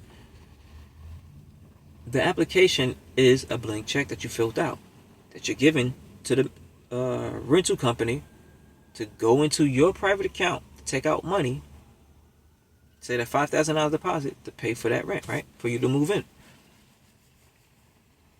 That's how it's supposed to work. Now, what they do is they take the application, and did you guys know? But before I say this part, it's received by all banks. Why am I saying banks? Why am I saying banks when it's an application for an apartment? I mean, I can understand a bank for a car loan, but why apartment? Or why a cell phone? Or any application. Any application you fill out, guess what happens to it? I thought that they take these paperwork and they stuff it in their folder, right? You know, rental companies, think they put it in their files. No, they don't. Guess what they do? They take those suckers and they send it. They forward it to a bank. Do you understand that? Did y'all even know that? That the applications that y'all fill out for homes and properties, for rentals, I don't care what you think of, every single application gets sent to a bank to be approved. Now sit back for a second. Be approved for what? Credit. For your private credit. They're trying to see if they can tap into your private credit, which they always do, because they never come back and say don't. And guess what? That's the part that you don't know. That's the part that's kicking. Look that up. These are all the things that happens in the background that the rental company don't even tell you. Look, the rental never tell you, hey, you know that when you fill out this application that you're trying to apply for this house, that we're going to send this particular application with your handwriting on it straight to a bank for them to approve it. It got your social security number on it. It got your name. Your name is attached to the bank account. That is your bank account. And the security card number is the account number. So they're just gonna go because you gave them permission with your signature at the bottom, and they looking at how much they want, and it's gonna say how much because that's how much the money is. You gave them permission to do it.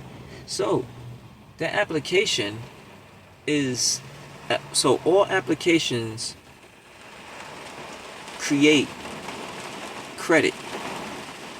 These middlemen, because we don't know how to do it, middlemen that we sign up, go tap into the credit for us to pay for the items for us. So we go and pay for the house that we got to pay $8,000 monthly. So we already paid for the whole shit. Okay, you understand? So if the whole house said for the whole year was $100,000, and each month was what, 10,000, or let's just say it was 112,000, right? However it turned out, but each month you was getting $10,000, right? So that'd be $120,000 at the end of the year. But each month is 10,000. Each month, shit coming in the bill. You owe mortgages, I'm sorry, not mortgage, because you cannot do it with the mortgage. Okay, you got to do, if you want to do this in the mortgage form, you have to do a different operation. If you're doing this in a rental form, then we're doing it the way I'm speaking of. Okay, I'm saying it. It's a lot of stuff we have to learn, because it's the way you operate in a system to get things done. So if you don't know what I'm talking about, you're out here trying to operate the way I'm speaking of, and you trying to do the mortgage way, you trying to get a house under a mortgage operating under where you're doing it for rental, then it's not going to work. And if you don't understand it, then you're not going to know why it don't work. They're not going to tell you it's not going to work. You just got to know that something inside of the system that you try to operate just didn't work out. Okay, and that's what I'm saying. If you don't know how to work the system, it's not going to work for you. Now it's up to them. Now again, you can do that, and again, you can try to make this work under the mortgage way. It's not going to work for you. It's not going to go through, and you're not going to figure it out until you step by step do your reading. But rental wise, 100% is going to work, right? It's just you got to take them through the ringer. Now, to break this down real quick, it's the application creates the credit. They send the credit out to the banks approve it. Now again, all applications are received. That's the definitions when it breaks down to applications, right? Or interest. Now, with the applications, what that means is that when the banks receive this paper, there is no determination to say, yes, it's good, no, it's bad. All applications are received, which is if it's sent to us and we got it, it's good. We ain't even got to prove it. It's already received. We got it. We're good. So when you fill out that application and it says all applications received by all banks, they automatically approved you. So if you went to go get a house in $120,000 a year and it's $10,000 a month, and you fill out that application at the beginning, and they go and look, and they come back and say, here's a down deposit, thank you, because they do the credit check, right? And you give them that little money, because that's the way it's supposed to work. You give them that money up front. You're not supposed to do that, but you could do that just to get into the house. So once you get into the house, then we can do the process, because you're in the process, you're in the house. So it's more easier to claim it after the fact, instead of not even getting into the house and you're trying to claim it from them. It's going to be a really hard task.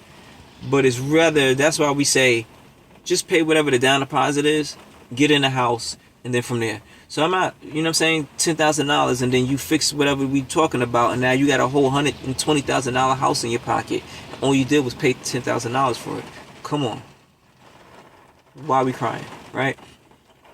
But now, right? So it's $120,000.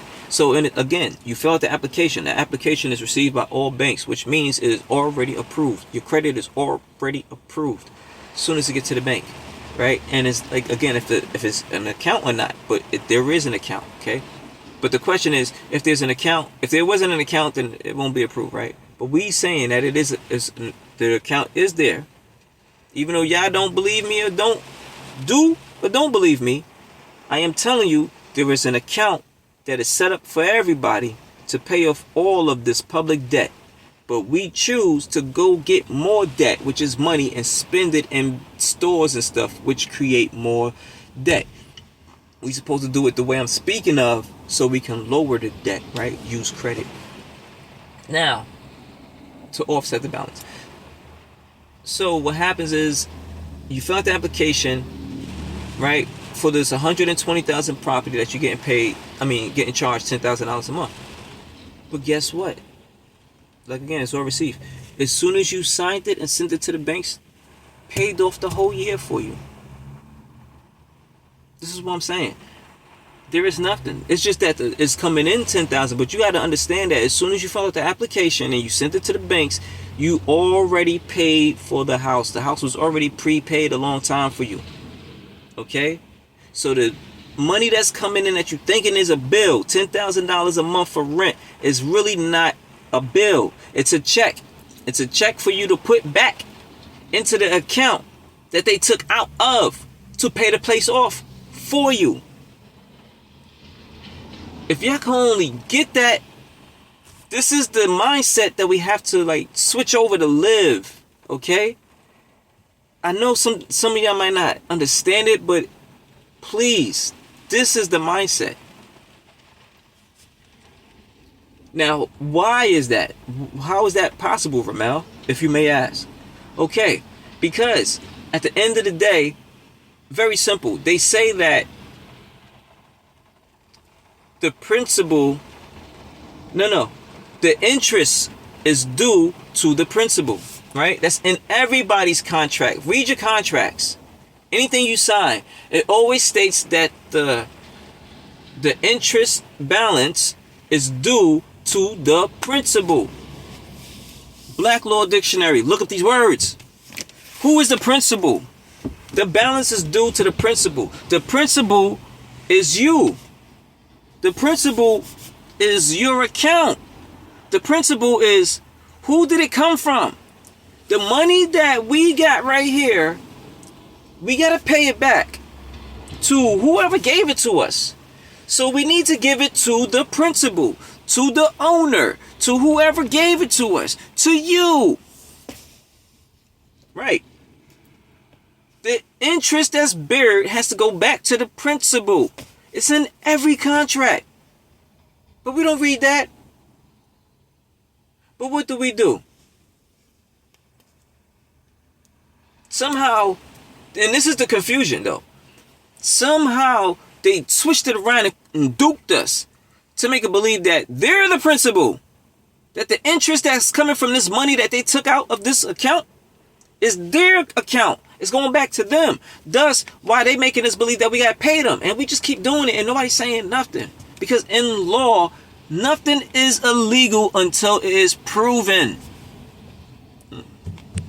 Okay? So they don't give a about what you do. Go ahead and do it. If you get away with it, get away with it. But if you get caught, you get caught. You got to deal with the consequences. That's just what it is.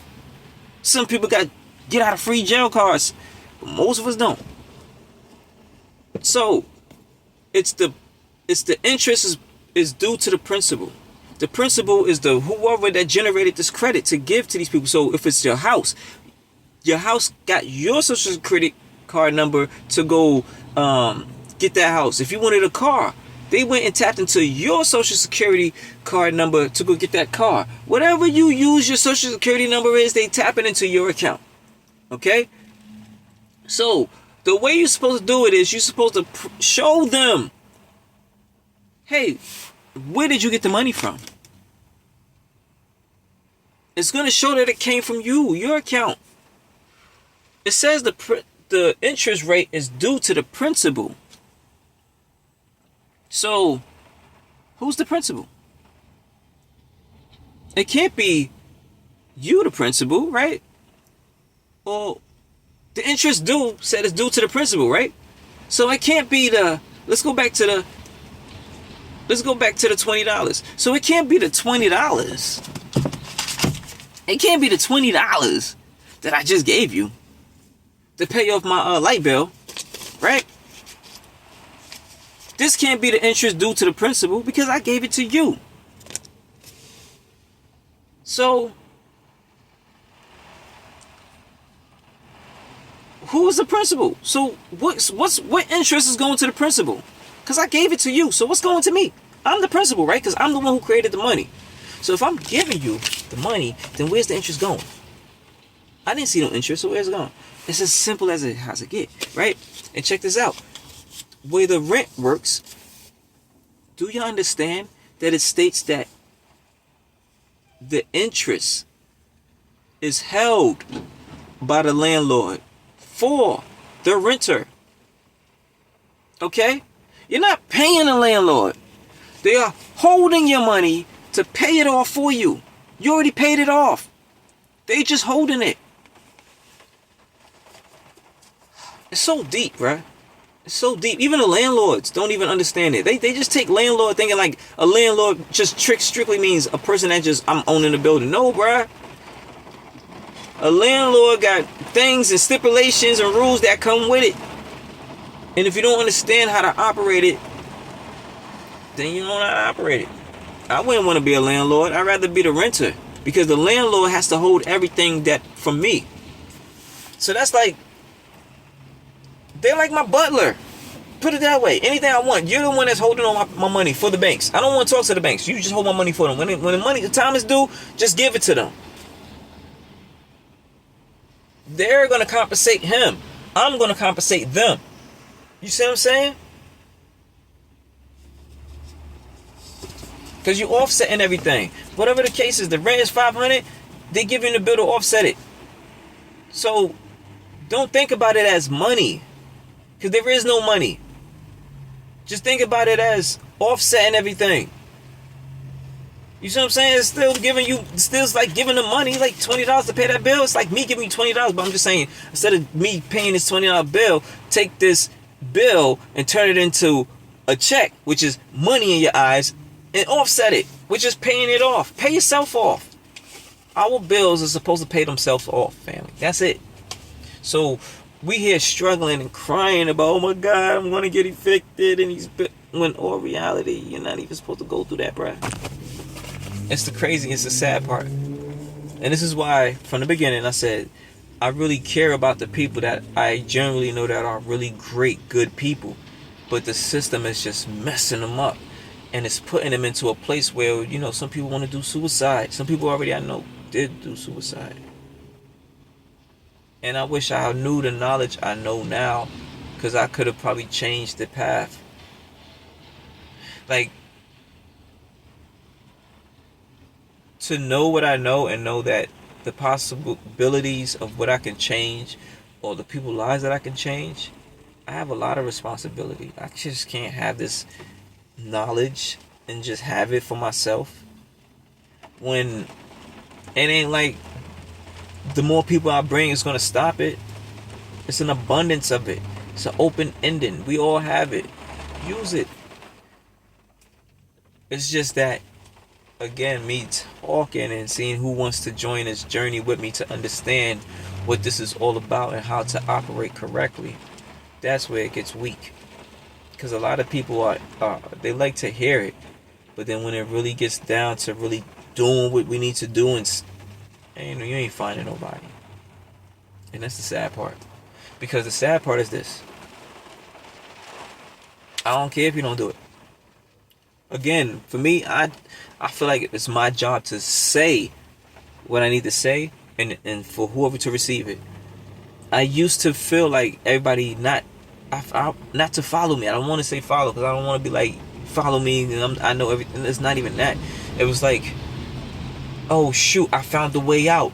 Hey everybody, I found the way out. I found the way out. And everybody remember, man, we've been down here for thousands of years, man. We looked everywhere. Ain't no way out, bro. Everything that you listening to and hearing is all lies. It's all fable. It's all propaganda, bro. And I'm like, I found the way out. I'm telling you, I found the map that said the way out. And then, you know, you talk to some people that actually had the same map and they found the way out. They came back with food and flowers and shit. Took pictures of the surface. Came out like, look at me, bro. I'm at the beach. I'm swimming with the dolphins, nigga. Came back up on the ground trying to let y'all know that there's light outside. And I'm like, I see it too. I actually seen the light. I didn't get to just see the surface, but I was at the stairs looking up and I was like, oh shoot, there is actually light. I'm ready to go. But before I leave, I don't want to leave my hey, I think, we need to leave.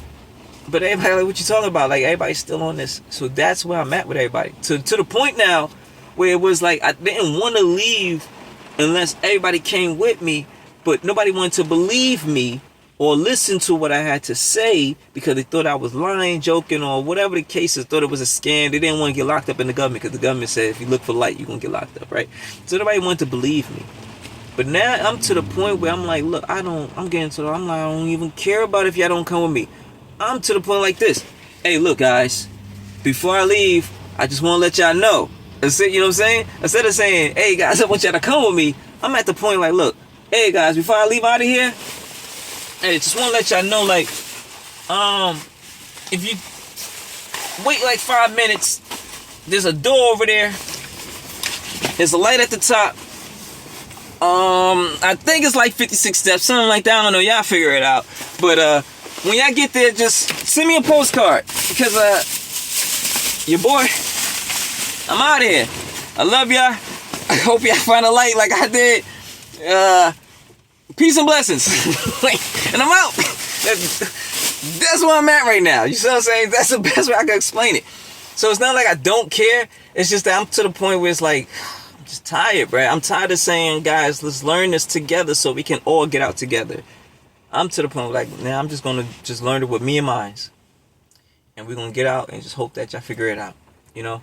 So, and on that note, I'm going to go back to the money. And as much as I explained, hopefully some of y'all understand where I'm coming from. Hopefully some of y'all see the rabbit hole that I'm trying to lead y'all down. Or stairs that go up to the light. Please explore it. Please rewind this if y'all want. And just look up these certain words, man. Straw man, Black Law Dictionary. Look everything up in the Black Law Dictionary. You know, credit consumer law. Look all through it, you know. Look every page. And if you want specifically the privacy side, okay? Look up credit consumer law, privacy. The Privacy Act, okay? One of the things about the Privacy Act, and this is another thing I'm going to tell y'all, right? Another thing I can look up so you can see. Because in the credit consumer law, it states that, you know, that credit is not supposed to, so if you do like a car situation,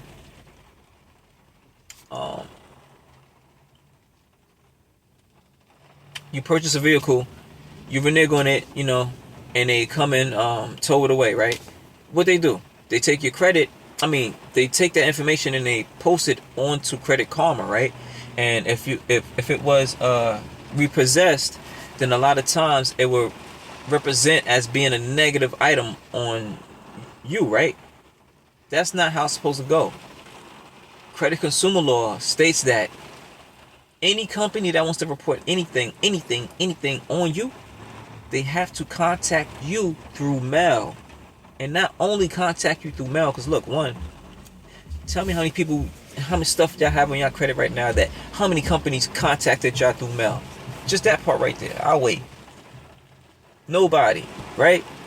Guess what? In credit consumer law, the things that they have to obey, that's number one thing that they have to do. And if they don't do that, guess what? That's a violation. And guess what the violation is? You can cancel what, people? The contracts. And if you cancel the contracts, within that, it states that you can keep whatever inside the contract. Right?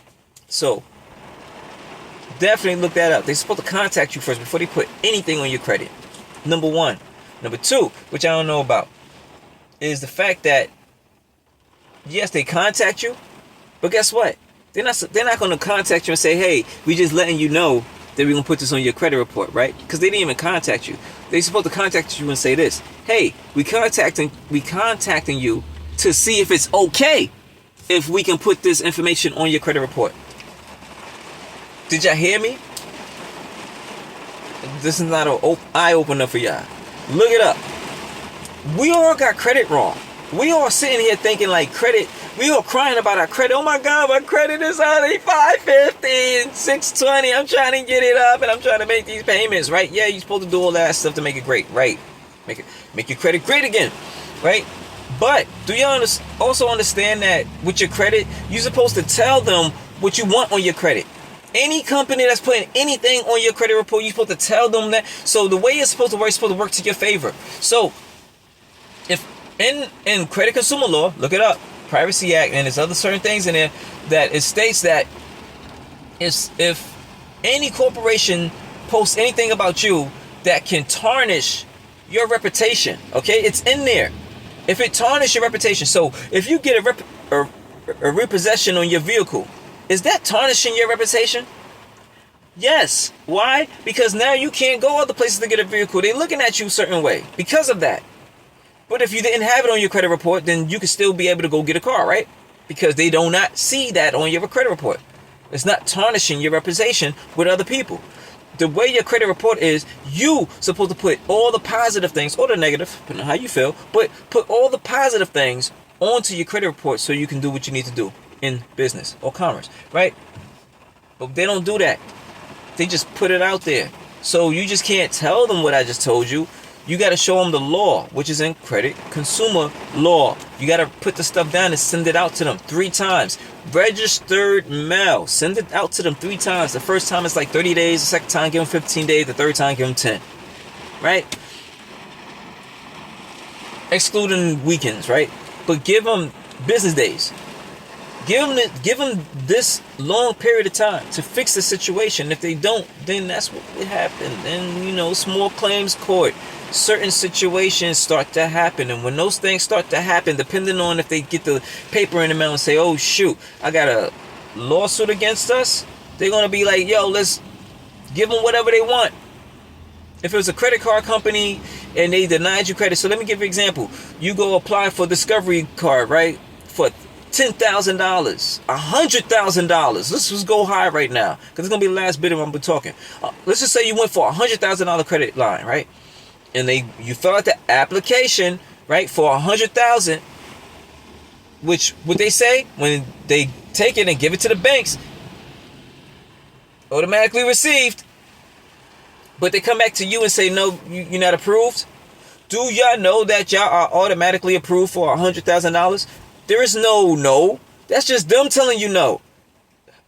Because what I'm trying to tell you is, how can they? Because banks can't give you money. Banks don't have money to give. Look it up. But they can loan out money. But what do? They go to you and they take out your credit and they utilize it. But what they do is they take out your credit and then they tell you you're not approved. That's what I'm saying. They cannot tell you, because the banks you are telling the banks to go take out $100,000 so you on the public side can utilize it for whatever means. They'll go out, access that $100,000 because you gave them the permission. The banks already took it out. Boom. But tell you no. But now they're taking $100,000, doing whatever with it. Back in the days, they're supposed to save 10% and put it to what is it? They call collateral damage, right? Insurance, and take the 90% and put it in the flow of banking. But now they pass a law where they don't even have to do that. They don't have to take 10% out. They instead of taking 90 of your dollars and using it and getting money back and not giving it to you, they're taking 100 and taking all your money now. But that's a whole nother story. So I'm saying this rabbit hole go deep. But if you understand how this game works, then you know how to move, man. You see how they moving, and you be like, yo, I get it. You see why these millionaires, billionaires is moving, why they taking money out when they stocks is going up. Take money out when you're making profit, bro. That's another story. But what you do is you sit, and with your credit, they tapped into a $100,000. Regardless if you tap into or not. I mean, whatever you put on the application, you are approved automatically. But they make it seem like you're not. Right? So what you do is, again, you do 30 days, letters, registered mail. The reason why I'm saying registered mail, I know I'm speaking fast. I'm sorry, guys. But again, just rewind it. And if it's anything that y'all want more understanding of, just let me know. But registered mail. Registered mail means, instead of sending mail to you in the mail, and then when you get home, you find it in the mailbox, right? How can I tell if you received it or not if I'm the one sending it to you and I want to make sure you received it, right? Because it's important information. I'm trying to make sure you've received it. I cannot send it, or y'all cannot send it regular mail. You have to send it registered mail.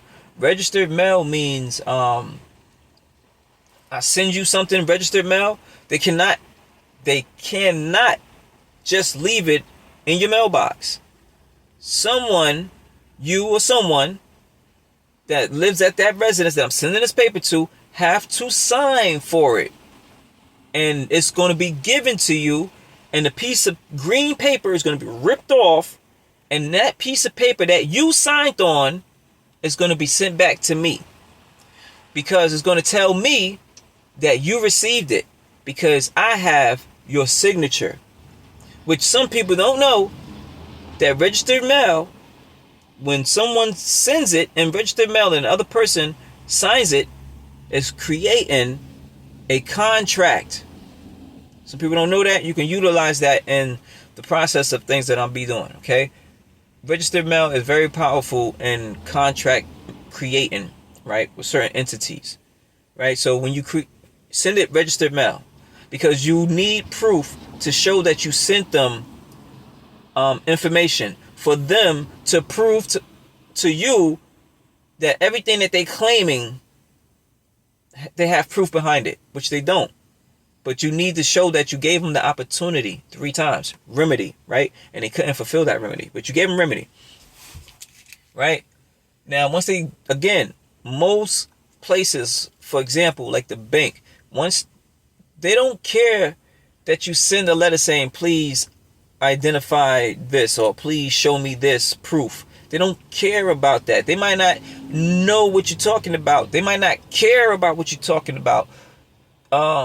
A lot of times they might not know, because a lot of people in the office that's working in these corporations and buildings, they don't really know what their position really is.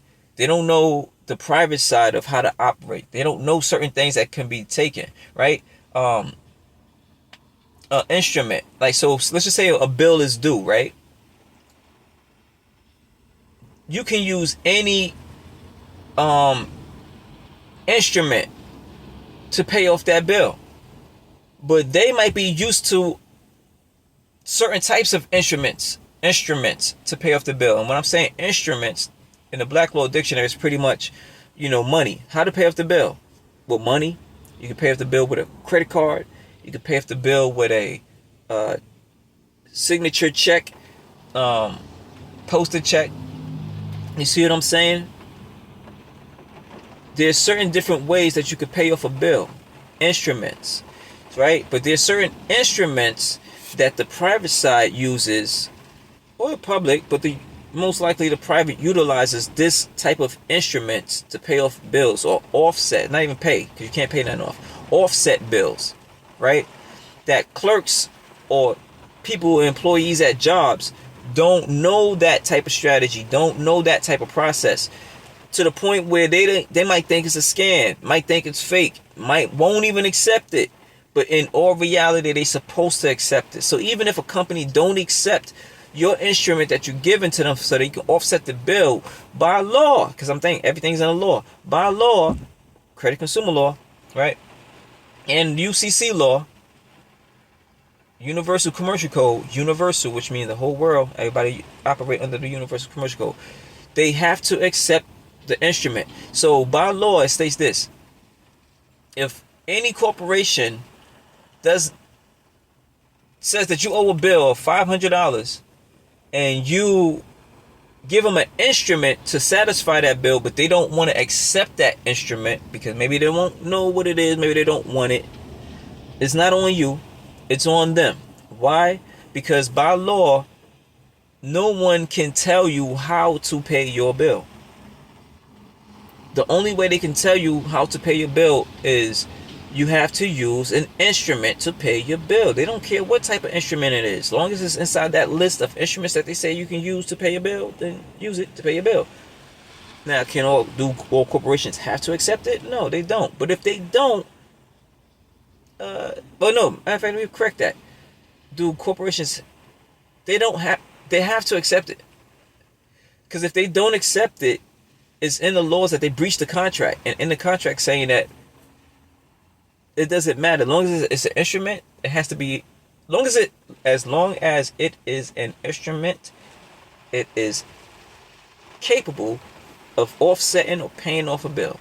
And I hate saying that word, paying off, but offsetting a bill, right? So you use a certain instrument to offset that bill, which is the check. Which is, when you get a bill in the mail, what you call a draft, like a light bill, that is an instrument. Okay, do you get what I'm saying? Your rent that comes in the mail or online, that is an instrument. But it's a draft first. When you sign it, it becomes an instrument. Okay, it's worthless until you sign it. So that $1,000 rent that you got is a check. It's a $1,000 check, but it's a draft until you sign it. And then it's a check. But the way you sign it, it's a check for Who? You or them? Because if you sign it a certain way, you're signing it for them. But if you're signing it another way, then you're signing it for you. I'm telling you, it's a whole different process. We don't understand, but if you understand it, you'll know how the game works, and I promise you, you won't be out here crying about bills ever. Ever, ever, ever, ever, ever, ever, ever, ever. And don't have to worry about the system being shutting down tomorrow. Because if it shuts down, then the whole world have to shut down. Because the whole world operates on commerce. And this is what I'm speaking about. Everything I'm speaking about operates around commerce. So if they want to shut this down, the whole world have to shut down. And that's not going to happen no time soon that I see. So I ain't got to worry about this thing disappearing anytime soon. This was created from our ancestors for us to use. Again, I'm saying it. And we was confused about it to where we lost understanding on how to operate the way we're supposed to. Alright? So, on that note, I love you guys. Thank you so much for sticking around 2 hours. Woo. Just hearing me ramble. But if I made any sense, I'm happy. And again, anything, just leave me a comment. Thank you guys again. I love y'all so much. God bless. And I'll speak to you again.